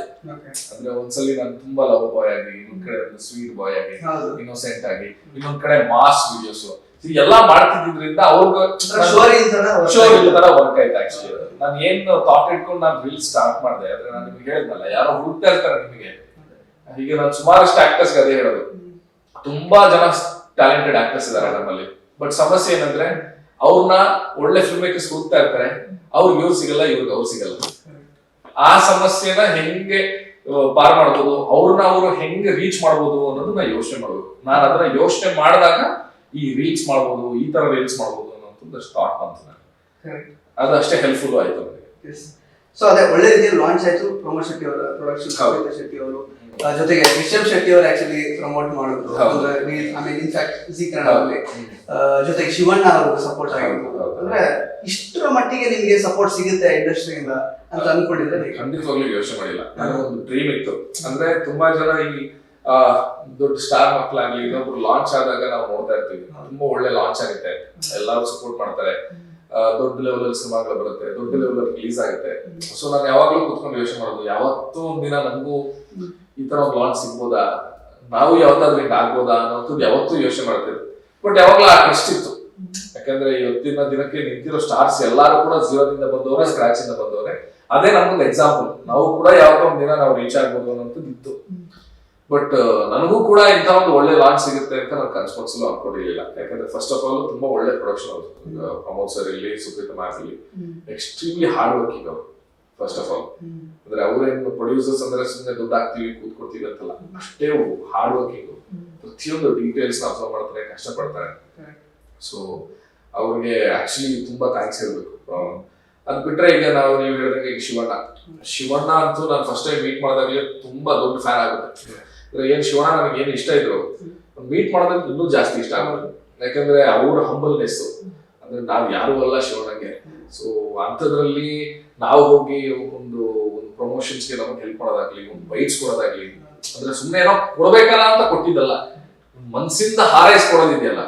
ಅಂದ್ರೆ ಬೆಳೀಲಿ ಒಳ್ಳೆ ನೀವು ಟ್ಯಾಲೆಂಟ್ ಇರೋಂಥ ಹುಡುಗ ನೀವು ಬೆಳೀಲಿ ಅಂತ ಹೇಳಿ ಕೊಡೋವಂಥದ್ದು ಇದೆಯಲ್ಲ, ಸೊ ಅದೆಲ್ಲಾರು ಮಾಡೋವಂಥದ್ದಲ್ಲ. ಸೊ ಆ ವಿಷಯದಲ್ಲಿ ಇಲ್ಲಿ ರಿಷಬ್ ಸರ್ ಅಷ್ಟೇ. ರಿಷಬ್ ಸರ್ ಯಾವುದೇ ಇದಕ್ಕೆ ನಿಮ್ಗೆ ಅವ್ರು ಎಷ್ಟು ಬಿಸಿ ಇದ್ದಾರೆ ಎಲ್ಲರಿಗೂ ಗೊತ್ತು. ಅಂಥದ್ರ ಮಧ್ಯೆಯಲ್ಲಿ ನಮಗೊಂದು ಸಪೋರ್ಟ್ ಆಗಿ ನಿಂತಿರೋದು ರಿಷಬ್ ಸರ್ ಇಲ್ಲಿ, ರಾಕೇಶ್ ಸರ್ ಇಲ್ಲಿ, ಪ್ರತಿಯೊಬ್ರು. ಸೊ ನಮ್ಮ ಪ್ರೊಡಕ್ಷನ್ ಹೌಸ್ ಕಡೆಯಿಂದ ಎಲ್ಲರೂ ಬಂದಿರೋದು ಪ್ರತಿಯೊಂದು ಕೂಡ ನಮಗೊಂದು ಯಾವುದೋ ಒಂದು ಆಶೀರ್ವಾದ ಆಗಿ ನನಗೆ ಒಂದು ಹೆಲ್ಪ್ ಮಾಡುತ್ತೆ. ವಿಕಾಸ್ ಅವರು ಆಕ್ಚುಲಿ ಈಗ ತುಂಬಾ ನೀವು ಆಕ್ಚುಲಿ ಇದರಲ್ಲಿ ಈ ಕ್ಷೇತ್ರದಲ್ಲಿ ಮುಂದುವರಿಬೇಕು ಅಂತ ಒಂದು ಆಸೆ ಇದೆ ನಿಮಗೆ, ಜೊತೆಗೆ ಬೇರೆ ಪ್ರೊಫೆಷನ್ ಕೂಡ ಇದೆ. ಇನ್ಫ್ಯಾಕ್ಟ್ ಅಕಸ್ಮಾತ್ ಏನಾದ್ರು ವರ್ಕೌಟ್ ಆಗಿಲ್ಲ ಅಂತಾರೆ, ಬಟ್ ಸ್ಟಿಲ್ ಇಲ್ಲ ಒಂದ್ ಕಡೆ ಯಾವತ್ತಾದ್ರೂ ಒಂದ್ ದಿವಸ ಟೆಕ್ನಿಕ್ ಹೋಗ್ಯಾಕ ಬೇಡ, ಇದು ವರ್ಕ್ ಆಗ್ತಿಲ್ಲ ಇಲ್ಲ. ನಾನು ಯಾವತ್ತೂ ಒಂದು ಯೋಚನೆ ಮಾಡ್ತೀನಿ. ಅರ್ನಾಲ್ಡ್ ಅವರು ವಿಡಿಯೋ ನೋಡಿದ್ರು. ಸೊ ಅವರು ಪ್ಲಾನ್ ಎ ಪ್ಲಾನ್ ಬಿ ಬಗ್ಗೆ ಮಾತಾಡ್ತಾರೆ. ಸೊ ಅವ್ರು ಏನ್ ಹೇಳ್ತಾರೆ ಅಂದ್ರೆ, ಸೊ ಪ್ರತಿಯೊಬ್ರು ಏನ್ ಯೋಚನೆ ಮಾಡ್ತಾರೆ, ನಾನೇನೋ ಒಂದು ಅನ್ಸರ್ಟೈನ್ ಇದೆ ನಮ್ಮ ಫೀಲ್ಡ್ ತರ, ಈಗ ಇಂಡಸ್ಟ್ರಿ ತರ, ಸಿನಿಮಾ ಇಂಡಸ್ಟ್ರಿ ತರ ಏನೋ ಸೆಲೆಕ್ಟ್ ಮಾಡ್ತಾರೆ. ಈಗ ಅವ್ರದ್ದು ಬಾಡಿ ಬಿಲ್ಡಿಂಗ್ ಕೂಡ. ಸೊ ಆತರ ಎಲ್ಲಾರ್ಗೂ ಒಂದೊಂದು ಪ್ಯಾಷನೇಟ್ ಫೀಲ್ಡ್ ಇರುತ್ತೆ. ಫೋಟೋಗ್ರಫಿ ಪ್ರತಿಯೊಂದು ನಿಮ್ಗೆ ಗೊತ್ತಿರುತ್ತೆ. ಈಗ ನೀವು ಈ ಮೀಡಿಯಾ ಫೀಲ್ಡ್ ಬರ್ಬೇಕಾದ್ರೆ ನಿಮ್ಗೂ ಗೊತ್ತು ಅನ್ಸರ್ಟನಿಟಿ ಬಗ್ಗೆ. ಈ ರೆಗ್ಯುಲರ್ ಕೆಲಸಗಳನ್ನ ಬಿಟ್ಟು ನೀವು ಇಲ್ಲಿಗೆ ಬರ್ಬೇಕಾದ್ರೆ ನೀವು ಏನೋ ಒಂದು ಪ್ಲಾನ್ ಇಟ್ಕೊಂಡಿರ್ತೀರ, ಅದು ಪ್ಲಾನ್ ಎ. ಪ್ಲಾನ್ ಬಿ ಇರುತ್ತೆ, ಅಂದ್ರೆ ನೀವು ಓದಿರೋದ್ರಲ್ಲಿ ಏನೋ ಒಂದು ಮಾಡ್ಬೋದು, ಅಥವಾ ನೀವು ಒಂದು ಸಣ್ಣ ಬಿಸ್ನೆಸ್ ಏನೋ ಸೆಟಪ್ ಮಾಡಿರೋದು ಏನೋ, ಅಂದ್ರೆ ಬೈ ಚಾನ್ಸ್ ಇಲ್ಲಿ ಆಗಿಲ್ಲ ಅಂದ್ರೆ ಪ್ಲಾನ್ ಬಿ ಬಿಡ್ತೀನಿ, ನಾನೇನೋ ಸೇಫ್ ಆಗ್ತೀನಿ ಅನ್ನೋ ಅದ್ರ ಬಗ್ಗೆ ಮಾತಾಡ್ತಾನೆ. ಅವನ್ ಏನ್ ಹೇಳ್ತಾನೆ ಅಂದ್ರೆ, ಪ್ಲಾನ್ ಬಿ ನೀವು ಇಟ್ಕೊಂಡಾಗ ಏನಾಗುತ್ತೆ, ನೀವು ಯಾವತ್ತೂ ಪ್ಲಾನ್ ಎಗೆ 100% ಕೊಡೋದೇ ಇಲ್ಲ. ಏನಾಗುತ್ತೆ, ನಿಮ್ಗೆ ಗೊತ್ತಿಲ್ಲದೆ ನಿಮ್ಮ ಪ್ಲಾನ್ ಬಿ ಮೇಲೆ ಒಂದು 30% ಎನರ್ಜಿ ಹೋಗ್ತಾ ಇರುತ್ತೆ, 70% ಮಾತ್ರ ಎ ಕೊಡ್ತಾ ಇರ್ತೀರ. ಈ ಎಗೆ ಎಲ್ಲಾ ಬಿಟ್ಟು 100% ಕೊಡೋರು 1000 ಜನ ಇದ್ದಾರೆ. ಹಗಲು ರಾತ್ರಿ ಕಷ್ಟ ಪಡ್ಕೊಂಡು 100 ಜನ, ಅವ್ರಿಗೆ ಯಾರಿಗೂ ಸಿಗದೆ ಇರೋದು ನಿಮಗೆ ಯಾಕೆ ಸಿಗ್ಬೇಕು ಅಲ್ವಾ? ಸೊ ಇದನ್ನ ನಾನು ನೋಡಿದ ತಕ್ಷಣ ನನಗೆ ನನ್ನ ಅಪ್ರೋಚೇ ಚೇಂಜ್ ಆಗೋದು. ಇಲ್ಲ ನಿಜ, ಈ ಇಂಡಸ್ಟ್ರಿಯಲ್ಲಿ ಎಷ್ಟು ಜನ ಕಷ್ಟ ಪಡ್ತಾ ಇದ್ದಾರೆ, ಹಗಲು ರಾತ್ರಿ ಎಷ್ಟು ಕಷ್ಟ ಇದೆ ಸರ್. ನಾವು ಹೇಳ್ತೀವಿ ಅಷ್ಟೇ, ಎಕ್ಸ್ಟ್ರೀಮ್ ಕಷ್ಟ ಪಡ್ತಾ ಇದ್ದಾರೆ. ಅವ್ರಿಗೆ ಯಾರಿಗೂ ಸಿಗದೆ ಇರೋದು ನನಗೆ ಯಾಕೆ ಸಿಗ್ಬೇಕು ಅಂತ ಅನ್ಸ್ಕೊಳ್ತಾರೆ. ಅವಾಗ ಅನ್ಕೊಂಡೆ ಈ ಇಂಡಸ್ಟ್ರಿಗೆ 110% ನಾನು ಕೊಡ್ತೀನಿ ಅನ್ನೋಂಥದ್ದು ಡಿಸಿಷನ್ ಬಂದ್ಮೇಲೆ ನಾನು ಏನ್ ಹೇಳಿದೆ ಅಂದ್ರೆ, ನನ್ನ ಎಲ್ಲಾ ಸಿನಿಮಾಗಳ ಕೆಲಸ ಅದಿದ್ರ ಮಧ್ಯೆಯಲ್ಲೂ ಕೂಡ ಎಲ್ಲೋ ಸಿಕ್ಕಿದ ಗ್ಯಾಪ್ ಅಲ್ಲಿ ರೀಲ್ ಮಾಡೋದು ಎಫರ್ಟ್ಸ್. ಅಂದ್ರೆ ನಾನು ಕೆಂಗೇರಿ ಹೋಗಿ ಅಲ್ಲಿ ಏನೋ ಶೂಟ್ ಮಾಡ್ಬೇಕಾ, ಇಲ್ಲಿಂದ ನಿಮ್ಗೆ ಗೊತ್ತು 2 hours ಟ್ರಾವೆಲ್ ಮಾಡ್ಕೊಂಡು ಒಂದು ಸಣ್ಣ ವಿಡಿಯೋ ಮಾಡ್ಕೊಂಡು ಬರ್ತಿದ್ದೆ. ಸೊ ಆ ಎಫರ್ಟ್ಸ್ ಹಾಕಕ್ ಸ್ಟಾರ್ಟ್ ಮಾಡಿದೆ. ಈ ಎಫರ್ಟ್ಸ್ ಎಲ್ಲ 100 ಜನ 100% ಹಾಕಿದ್ರೆ 10% ಎಕ್ಸ್ಟ್ರಾ ಹಾಕಿದ್ರೆ ಏನೋ ಕಣ್ಣು ಕಾಣ್ಬೋದಪ್ಪ ನಾವು ಅಂತ. ಸೊ ಅದನ್ನೇ ಮಾಡಿದಾಗ ಅದು ವರ್ಕ್ ಆಯ್ತು. ಸೊ ನನ್ನ ಲೆಕ್ಕದಲ್ಲಿ ಪ್ಲಾನ್ ಎ ಮಾತ್ರ ಇರಲಿ, ಪ್ಲಾನ್ ಬಿ ಬಗ್ಗೆ ಥಿಂಕ್ ಮಾಡ್ಬಿಡಿ. ನಿಮ್ಮ 100 ಅಲ್ಲ 200% ಪ್ಲಾನ್ ಎ ಕೊಡಿ. Nice thought. ಇನ್ಫ್ಯಾಕ್ಟ್ ಅದೇ ನೀವು ಮಾತಾಡ್ತಿರೋ ನೋಡಿದ್ರೆ ತುಂಬಾ ಒಳ್ಳೆ ಮೋಟಿವೇಶನಲ್ ಸ್ಪೀಕರ್ ಅಂದ್ರೆ ತುಂಬಾ ಒಳಗಣ್ಣಿನಿಂದ ಯೋಚನೆ ಮಾಡುವಂತಹ ವ್ಯಕ್ತಿ ಅಂತ ಅನಿಸ್ತಾ ಇದೆ ವಿಕಾಸ್ ಅವರು. ಅಂದ್ರೆ ಹೇಳಿದ್ರಿ ಅಂಬಿವರ್ಟ್ ಇಂಟ್ರೋವರ್ಟ್ ಮಿಕ್ಸ್ ಎಲ್ಲ ಈಗ. ಹೇಗೆ ಅಂದ್ರೆ ನಿಮ್ಮ ಲೈಫ್ ನ ಗುರಿಗಳಿಗೆ ಯಾವ ತರ ಇರುತ್ತೆ ಮುಂದಿನ ಜೀವನದಲ್ಲಿ? ಇಲ್ಲ ಅಂದ್ರೆ ನಾನು ಹೇಳ್ದಂಗೆ ನಾನು ಚಿಕ್ಕ ವಯಸ್ಸಿಂದ ಮೇಜರ್ಲಿ ನಾನೊಬ್ಬ ಚೆಸ್ ಪ್ಲೇಯರ್, ನಾನೊಬ್ಬ national level chess player. So ತುಂಬಾ ಚಿಕ್ಕ ವಯಸ್ಸಿಂದ ನನಗೆ ತುಂಬಾ ಗಡಿಬಿಡಿ, ತುಂಬಾ ಟೆಂಪರ್ ಜಾಸ್ತಿ ನನಗೆ. ಅಂದ್ರೆ ಯಾರು ಹೇಳಕ್ಕಿಂತ ಮುಂಚೆ ಕೈ ಹೋಗ್ಬಿಡ್ತಿತ್ತು ನಾನು ಚಿಕ್ಕ ವಯಸ್ಸಿಂದ. ಅಂದ್ರೆ ತುಂಬಾ ಟೆಂಪರ್ ಜಾಸ್ತಿ ಇತ್ತು. ಸೊ ಅವಾಗ ನಮ್ಮ ಅಪ್ಪ ಫಸ್ಟ್ ಕಲ್ಸಿದ್ ನನ್ ಚೆಸ್. ಅಂದ್ರೆ ಪೇಷನ್ಸ್ ಬೆಳೀಲಿ ಅನ್ನೋ ರೀಸನ್ಗೋಸ್ಕರ ಕಲ್ಸಿದ್ರು. ಸೊ ಅದರಲ್ಲೇ ಬೆಳೆದು ಅದ್ರಲ್ಲೇ ಆಟಾಡ್ತಾ ನಾನು ನ್ಯಾಷನಲ್ಸ್ ಎಲ್ಲ ಆಡ್ತಾ ಬಂದೆ.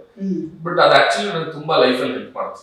ಅಂದ್ರೆ ಪೇಷನ್ಸ್ ಅನ್ನೋದನ್ನ ಕಲಿಸ್ತು. ಕೂತ್ಕೊಂಡು ಯೋಚನೆ ಮಾಡು, ಒಂದು ಯೋಚನೆ ಮಾಡು, ಡಿಸೈಡ್ ಮಾಡು, ಆಮೇಲೆ ಒಂದು ಡಿಸಿಷನ್ ತಗೋಣ ಅಂತ ಒಂದು ಪಾಠ ಏನ್ ಎಲ್ಲಾರು ಹೇಳ್ತಾರೆ ಚದುರಂಗ ಅದು ಇದು ಅಂತ.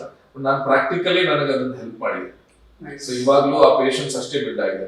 ಇವತ್ತಿಗೂ ಅಷ್ಟು ಬೇಗ ನಾನು ಯಾವ್ದಕ್ಕೂ ಟ್ರಿಗರ್ ಆಗಿಲ್ಲ.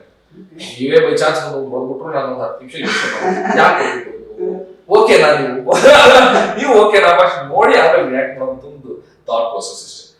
ಸೊ ಆ ಥಾಟ್ ಪ್ರೋಸೆಸ್ ಯಾವಾಗಲೂ ಟ್ರಾನ್ಸ್ಫಾರ್ಮೇಶನ್ ಬರಬೇಕು ಅಂತಂದ್ರೆ ತುಂಬಾನೇ ರೆಟ್ರೋಸ್ಪೆಕ್ಟ್ ಮಾಡ್ಕೊಳ್ತಾ ಇರ್ತೀರಲ್ಲ. ಹೌದು, ಅಂದ್ರೆ ನಾನು ಯಾವುದೇ ವಿಷಯದಲ್ಲಿ ಇರಲಿ, ಸೆಂಟ್ರಲ್ ಇರಲಿ ಹೊರಗಡೆ ಇರಲಿ, ಯಾವುದೇ ವಿಷಯಕ್ಕೂ ನಾನು ಸಾಧಾರಣವಾಗಿ ನಾನು ಯಾವ್ದಕ್ಕೂ ಟ್ರಿಗರ್ ಆಗಲ್ಲ, ಯಾವುದಕ್ಕೆ ಸುಮ್ಮನೆ ಎಕ್ಸೈಟ್ ಆಗಲ್ಲ. ಏನೋ ತುಂಬಾ ಖುಷಿ ವಿಷಯನೇ ಬರಲಿ, ನಾನು ಎಕ್ಸ್ಟ್ರೀಮ್ಲಿ ಎಕ್ಸೈಟ್ ಆಗಲ್ಲ. ಅಥವಾ ಏನೋ ತುಂಬಾ ಟ್ರಾಜಿಡಿ ಏನೋ ಕುಗ್ಸುವಂತದ್ದು ಬಂದ್ರು ಕೂಡ ನಾನೇನು ಅಷ್ಟು ಈಸಿಯಾಗಿ ಕುಗ್ಗೋದು ಇಲ್ಲ. ಎಲ್ಲ ನಾನು ಬ್ಯಾಲೆನ್ಸ್ ಆಗಿ ತಗೊಂತೀನಿ. ಸೊ ನಾನು ಇವ್ರ ಬಗ್ಗೆನೂ ಕೇಳ್ತಾ ಇದ್ದೆ, ರಕ್ಷಿತ್ ಶೆಟ್ಟಿ ಸರ್ ಬಗ್ಗೆ. ಅವರು ಕೂಡ ನಾನು ಮಾತಾಡುವಾಗ ಅದು ಹೇಳ್ಬೇಕು ಅಂತ ಅನ್ನಿಸ್ತು. ವಾಯ್ಸ್ ಮತ್ತೆ ನಿಮ್ಮ ಬಾಡಿ ಲ್ಯಾಂಗ್ವೇಜ್ ಸ್ವಲ್ಪ ಅವ್ರಿಗೆ ಹೋಲ್ತಾ ಇದೆ. ಕೆಲವೊಂದು ಜನ ಸುಮಾರು ಜನ ಹೇಳಿದ್ದಾರೆ. ಬಟ್ ಅದಕ್ಕೆ ರಕ್ಷಿತ್ ಸರ್ ಏನಂದ್ರೆ ಅವ್ರು ಕೂಡ ನಾನು ಒಂದಷ್ಟು ಕೇಳಿದ್ದೀನಿ, ಪ್ರಮೋದ್ ಸರ್ ಹೇಳೋದು. ಅವರು ಕೂಡ ಮೆಡಿಟೇಷನ್ ಅದು ಇದು ಕೂತಾಗ 3 hours 4 hours 5 hours ಕೂರುವಂತದ್ದಿದೆ. ಸೊ ಅಂದ್ರೆ ಒಬ್ಬ ಆಕ್ಟರ್ಗೆ ಬಹಳ ಇಂಪಾರ್ಟೆಂಟ್ ಅನ್ಸುತ್ತೆ ಪೇಷನ್ಸ್ ಇಟ್ಕೊಳ್ಳೋದು, ಒಂದಷ್ಟು ಬ್ಯಾಲೆನ್ಸ್ ಮಾಡೋದು ಪ್ರತಿಯೊಂದು ವಿಷಯನ. ಅಂದ್ರೆ ಆಸ್ ಆಕ್ಟರ್ ನಮ್ಮ ಕ್ಯಾರೆಕ್ಟರ್ನ ಕೂಡ ತುಂಬಾ ನೀಟ್ ಆಗಿ ನಾವು ಬ್ಯಾಲೆನ್ಸ್ ಮಾಡ್ಕೊಂಡು ಹೋಗೋದು ಕೂಡ ತುಂಬಾ ಇಂಪಾರ್ಟೆಂಟ್ ಆಗುತ್ತೆ ಇಂಡಸ್ಟ್ರಿ. ಸೊ ಅದಕ್ಕೆ ಏನ್ ಮಾಡಬಹುದು ನನ್ನ ಕಡೆಯಿಂದ ನಾನು ಮಾಡ್ತಿದ್ದೇನೆ ಅಷ್ಟೇ. ಎಲ್ಲಾ ಮನುಷ್ಯರಿಗೂ ಅದು ಇಂಪಾರ್ಟೆಂಟ್ ಆಗುತ್ತೆ. ಎಕ್ಸಾಕ್ಟ್ಲಿ, ಎಲ್ಲರಿಗೂ ಇಂಪಾರ್ಟೆಂಟ್. ಬಟ್ ಕರಿಯರ್ ವೈಸ್ ಕೂಡ ಅದಷ್ಟೇ ಇಂಪಾರ್ಟೆಂಟ್ ಆಗುತ್ತೆ. ಏನೇ ಒಳ್ಳೆ ನಾವು ಪರ್ಫಾರ್ಮೆನ್ಸ್ ಆಗಿದ್ರು ಕೂಡ ನಾವು ಹೇಗೆ ಜನರ ಜೊತೆ ನಾವು ಬೆರಿತೀವಿ, ನಾವು ಹೇಗೆ ಮಾತಾಡ್ತೀವಿ, ಸೊಸೈಟಿ ಜೊತೆ ನಾವು ಹೆಂಗಿರ್ತೀವಿ ಎಲ್ಲವೂ ಕೂಡ ಮ್ಯಾಟರ್ ಆಗುತ್ತೆ ಅಂತ ನಾನು ಹೇಳೋದು. ಸುಮಾರು 2007-2008 ಇಸ್ವಿಯಲ್ಲಿ ಯಾವ್ದೊಂದು ನೀವು ಶಾಲೆಯಲ್ಲಿ ಕಲಿಯುವಾಗ ಸ್ಟೇಜ್ ಅಲ್ಲಿ ನೀವು ರಾಜ್ಕುಮಾರ್ ಅವರದ ಅಭಿನಯ ಮಾಡಿ ತೋರಿಸಿರ್ತೀರ. ಅವತ್ತಿಂದ ಇವತ್ತಿನ ಜರ್ನಿ ತನಕ ಜಸ್ಟ್ ಯೋಚನೆ ಮಾಡ್ಕೊಂಡು ಸರಿ ನೋಡುವಾಗ ಹೇಗೆ ಅನ್ಸುತ್ತೆ? ಪರವಾಗಿಲ್ಲ, ನೋಡಿದೀರ ಅಂತ. ಅದು ಆಕ್ಚುಲಿ 7th ಸ್ಟ್ಯಾಂಡರ್ಡ್ ಅಲ್ಲಿ ಒಂದು ಫ್ಯಾನ್ಸಿ ಡ್ರೆಸ್ ಕಾಂಪಿಟೇಷನ್. ಆ ಫ್ಯಾನ್ಸಿ ಡ್ರೆಸ್ ಕಾಂಪಿಟೇಷನ್ ಏನಾಯ್ತು, ಅವತ್ತು ನಾವೆಲ್ಲೋ ಬೇರೆ ಊರಿಗೆ ಹೋಗಿದ್ವಿ ಏನೋ ಫಂಕ್ಷನ್ಗೆ. ನೆಕ್ಸ್ಟ್ ಫ್ಯಾನ್ಸಿ ಡ್ರೆಸ್ ಕಾಂಪಿಟೇಷನ್ ಇವತ್ತು ರಾತ್ರಿ ಬಂದ್ಬಿಟ್ಟು ಬಂದ ತಕ್ಷಣ ಏನಾಗ್ಬಿಡ್ತು, ಪ್ರತಿಯೊಬ್ರು ಎಲ್ಲಾರು ಅಂದ್ರೆ ನಮ್ದು ಊರು ಸಣ್ಣ ಊರು, ನಾವು ಪೇಡೆ ಹೋಗಿ ಎಲ್ಲ ತಗೊಂಡ್ಬರ್ಬೇಕು, ಏನಾದ್ರು ತಗೊಂಡ್ಬರ್ಬೇಕು. ಹನುಮಂತನ ವೇಷ ಅಂದ್ರೆ ಎಲ್ಲಾರು ಕಾಸ್ಟ್ಯೂಮ್ಸ್, ಇನ್ನೊಂದೇನೋ ಎಲ್ಲ ಕಾಸ್ಟ್ಯೂಮ್ಸ್. ನನ್ನ ಹತ್ರ ಕಾಸ್ಟ್ಯೂಮ್ಸ್ ಇರ್ಲಿಲ್ಲ. ಬೆಳಿಗ್ಗೆ ಫ್ಯಾನ್ಸಿ ಡ್ರೆಸ್ ಆಗ್ಬೇಕು, ಏನ್ ಮಾಡೋದು ಅಂತ ಎಲ್ಲ ನಮ್ಮ ಮನೆಯಲ್ಲಿ. ನಾನು ಅಮ್ಮನ ಹೇಳಿದೆ, ನಾನು ಡಾಕ್ಟರ್ ರಾಜ್ಕುಮಾರ್ ಆಗ್ತೀನಿ. ನಮ್ಮಮ್ಮ ಹೆಂಗ ಆಗ್ತೀಯ ಅಂತ ಹೇಳಿದೆ, ಇಲ್ಲ ಒಂದು ಪಂಚೆ ವೈಟ್ ಶರ್ಟ್ ಹಾಕ್ತೀನಿ. ಸರಿ ಏನ್ ಮಾಡ್ತೀಯ ಅಂತ ನಾನೊಂದು ಆಕ್ಟ್ ಮಾಡಿ ತೋರಿಸ್ತೀಯ ನನಗೆ. ಅಂದ್ರೆ ಅಣ್ಣ ಅವ್ರು ತೀರ್ಕೊಂಡಿದ್ರು ಆ ಟೈಮಲ್ಲಿ. ಸೊ ಅವಾಗ ಅಂದ್ರೆ ಆ ಟೈಮಲ್ಲಿ ತೀರ್ಕೊಂಡು ಒಂದ್ 2 ತಿಂಗಳು 3 ತಿಂಗಳಾಗಿತ್ತು. ನಾನು ಅಮ್ಮನಿಗೆ ಒಂದು ಆಕ್ಟ್ ಮಾಡಿದೆ. ಅಂದ್ರೆ ಅಣ್ಣವರು ಸ್ವರ್ಗದಲ್ಲಿ ಹೋದಾಗ ಅವ್ರು ಅಲ್ಲಿ ಹೆಂಗಿರ್ಬೋದು ಅಂತ. ಅಂದ್ರೆ ಅಲ್ಲಿ ಬೇರೆ ಏನು ಆಕ್ಟರ್ಸ್ ಅವರು ಇವರೆಲ್ಲ ಸತ್ತೋಗಿದ್ರು, ಅವ್ರ ಜೊತೆ ಹೆಂಗಿರ್ಬೋದು ಅವರು, ಮತ್ತೆ ಇನ್ನೊಬ್ರು ಅಲ್ಲಿ ಅವ್ರು ಅಲ್ಲಿ ಯಾವ ತರ ಬಿಂಬಿಸ್ಬೋದು ಅವ್ರನ್ನ ಅನ್ನೋದನ್ನ ಅವಾಗ ಒಂದು ಥಾಟ್ ಇತ್ತು. ನನ್ಗೆ ಗೊತ್ತಿಲ್ಲ ಏನಕ್ಕೆ ಅಂತ ನಾನು ಮಾಡಿ ತೋರಿಸ್ತೇನೆ. ನಮ್ಮ ಅಮ್ಮನಿಗೆ ತುಂಬಾ ಇಷ್ಟ ಆಗುತ್ತೆ, ಇದು ತುಂಬಾ ಚೆನ್ನಾಗಿದೆ ನೀವು ಮಾಡು ಅಂತ. ಅದನ್ನೇ ಫ್ಯಾನ್ಸಿ ಡ್ರೆಸ್ ಮಾಡಿದೆ. ಫ್ಯಾನ್ಸಿ ಡ್ರೆಸ್ಗೆ ಪಾಪ ಎಲ್ಲಾರು ಡ್ರೆಸ್ ಮಾಡಿ ಬೆಳಿಗ್ಗೆಯಿಂದ ಎಲ್ಲ ರೆಡಿ ಆದವ್ರು ಯಾರಿಗೂ ಪ್ರೈಸ್ ಇಲ್ಲ. ಫಸ್ಟ್ ಪ್ರೈಸ್ ನನಗೆ ರಾಜ್ಕುಮಾರ್ ಮಾಡಿದೆ. ಅದನ್ನ ಏನ್ ಮಾಡಿದ್ರು ಸ್ಕೂಲಲ್ಲಿ ಎಲ್ಲಾರ್ಗು ಇಷ್ಟ ಆಗಿ ಸ್ಕೂಲ್ ಡೇಲಿ ಮಾಡಿಸಿದ್ರು ನನಗೆ. ಸ್ಕೂಲ್ ಡೇಲಿ ರಿಕ್ವೆಸ್ಟ್ ಮಾಡಿ ರಾಜ್ಕುಮಾರ್ ಮಾಡಿದ್ರು. ಅವತ್ತು ದೊಡ್ಡ ಕ್ರೌಡ್. ಅವಾಗ ಸ್ಕೂಲ್ ಡೇ ಅಂದ್ರೆ 10,000 15,000 ಜನ ಸೇರೋರು ನಮ್ಮ ಇಡೀ ಊರ್ ಕಕ್ಕಬೆಲ್ಲಿ. ಸೊ ಅದನ್ನ ನಾನು ರಾಜ್ಕುಮಾರ್ ಪ್ಲೇ ಮಾಡಿದ್ದೆ. ಅದ್ರದ್ದು ಅವಾಗ ಕೂರ್ಗ್ ಚಾನೆಲ್ ಎಲ್ಲ ಬಂದಿತ್ತು. ಅದು ನೀವು ನೋಡಿದೀರಾ ಅನ್ಸುತ್ತೆ. ಸೊ ಅದು ಅವಾಗ ತುಂಬಾ ಪ್ರಶಂಸೆ ಬಂದಿತ್ತು. ಫಸ್ಟ್ ನಾನು ಸ್ಟೇಜ್ ಮಾಡಿದಾಗ ಎಷ್ಟು ಚೆನ್ನಾಗಿ ಮಾಡ್ತಾನೆ ರಾಜ್ಕುಮಾರ್ ಅನ್ಸ್ತಾನೆ. ಸೊ ಹಾಗೆ ಸೊ ಅವತ್ತಿನ ದಿನಕ್ಕೆ 2007 ಇವಾಗ 17-18 ವರ್ಷ ಆಯ್ತು. 18 ವರ್ಷ ನಾನು ಅವತ್ತಿಗೆ ಆಕ್ಚುಲಿ ಅನ್ಕೊಂಡಿರ್ಲಿಲ್ಲ ಅದೇ ಫೀಲ್ಡ್ ಬರ್ತೀನಿ ನಾನು ಅಂತ. ಬಟ್ ಇವತ್ತು ಖುಷಿ ಇದೆ ಅದರ ಒಂದು ಝಲಕ್ ಸ್ವಲ್ಪ ತೋರಿಸೋದು. ಏನಿಲ್ಲ ಅವತ್ತು ಮಾಡಿದ್ರೆ ಜ್ಞಾಪಿಸ್ಕೊಂಡು ತೋರಿಸಿದ್ರೆ ಇಲ್ಲ. ಅವತ್ತಿನ ಕೂಡ ನಮ್ಮ ಅಣ್ಣಗೆ ಬೇಕಿರಬೇಕು ಪಾರು ಪಾರು ಪಾರು ಅಯ್ಯೋ ಪಾರು ನಮ್ಮನ್ನ ಮಾತಾಡ್ಸೋದಿಲ್ವಾ? ಅಣ್ಣವ್ರು ಮಾಡ್ಬೇಕು ಅಂದ್ರೆ ಕೂತ್ಕೊಂಡೆಲ್ಲ ಮಾಡಕ್ಕಾಗಲ್ಲ. ಅದು ಕರೆಕ್ಟ್ ನೀವು ನಿಂತು ಹೌದಾ ಇದು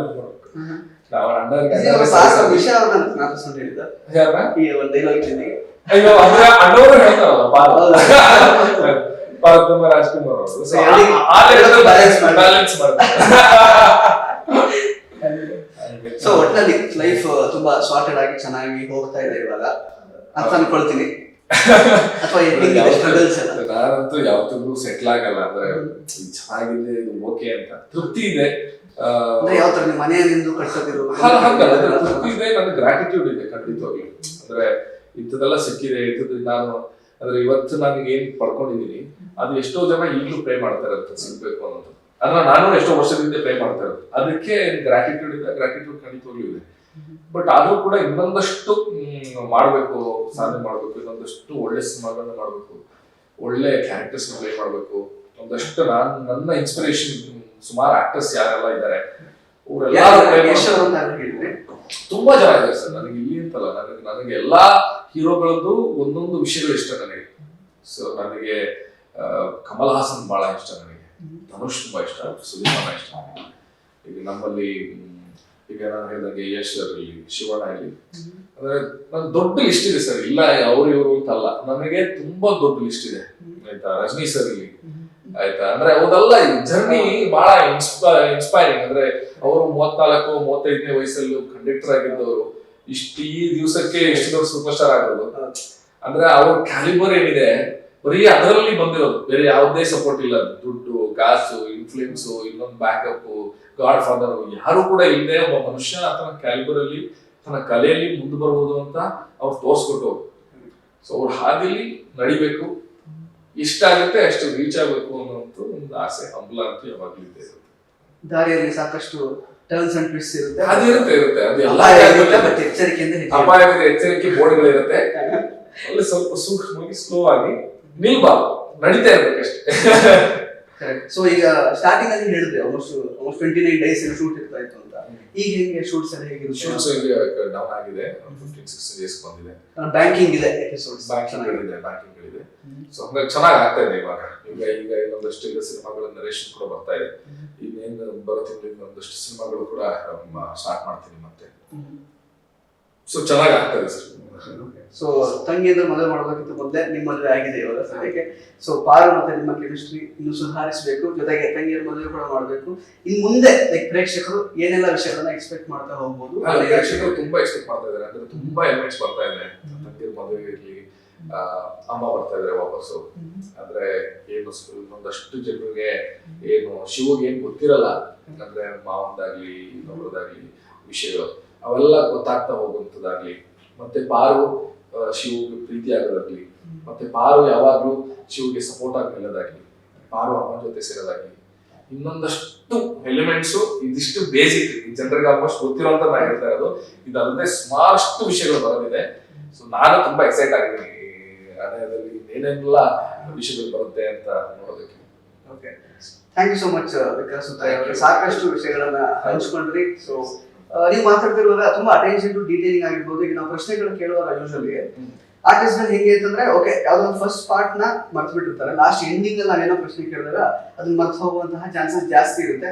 ಕಂಪ್ಲೀಟ್ ಆಗಿ ನೀವು ಎನ್ಸರ್ಕಲ್ ಮಾಡ್ತಾ ಇದ್ರಿ, ಪ್ರಶ್ನೆಗಳಿಗೆ ಸರಿಯಾಗಿ ಉತ್ತರ ಕೊಡ್ತಿದ್ರಿ. ಸೊ ಅದರಲ್ಲೇ ಗೊತ್ತಾಗುತ್ತೆ ನಿಮ್ಮ ಅಟೆನ್ಷನ್ ಟು ಡೀಟೇಲಿಂಗ್ ಆಗಿರ್ಬೋದು, ನೀವು ಎಷ್ಟು ಮಟ್ಟಿಗೆ ಅಂದ್ರೆ ಥಾಟ್ಫುಲ್ ಅನ್ನೋದು. ಅಫ್ಕೋರ್ಸ್ ಬೇರೆ ಸಾಕಷ್ಟು ದೂರದೃಷ್ಟಿ ಇಟ್ಕೊಂಡು ಕೆಲಸ ಮಾಡ್ತಾ ಇದ್ದೀರಾ. ಸೊ ಒಳ್ಳೇದಾಗ್ಬೇಕು ನಿಮ್ಗೆ, ಆದಷ್ಟು ಎಲ್ಲ future projects. Thank you very much, very sweet of you, thank you sir.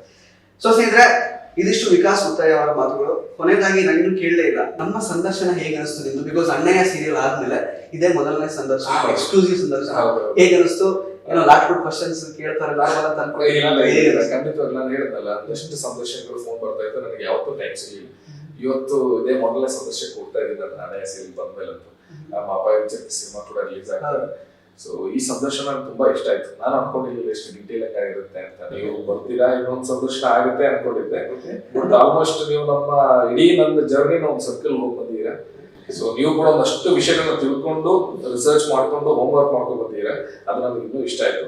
And ನಿಮಗೂ ಕೂಡ all the very best. Thank you so much. ನಿಮಗೂ ಕೂಡ all the best. Thank you so much. ಸ್ನೇಹಿತರೆ, ಇದಿಷ್ಟು ವಿಕಾಸ್ ಉತ್ತಯ್ಯ ಅವರ ಮಾತುಗಳು. ಮತ್ತೆ ಭೇಟಿ ಆಗ್ತಾ ಇರೋಣ. ಧನ್ಯವಾದ.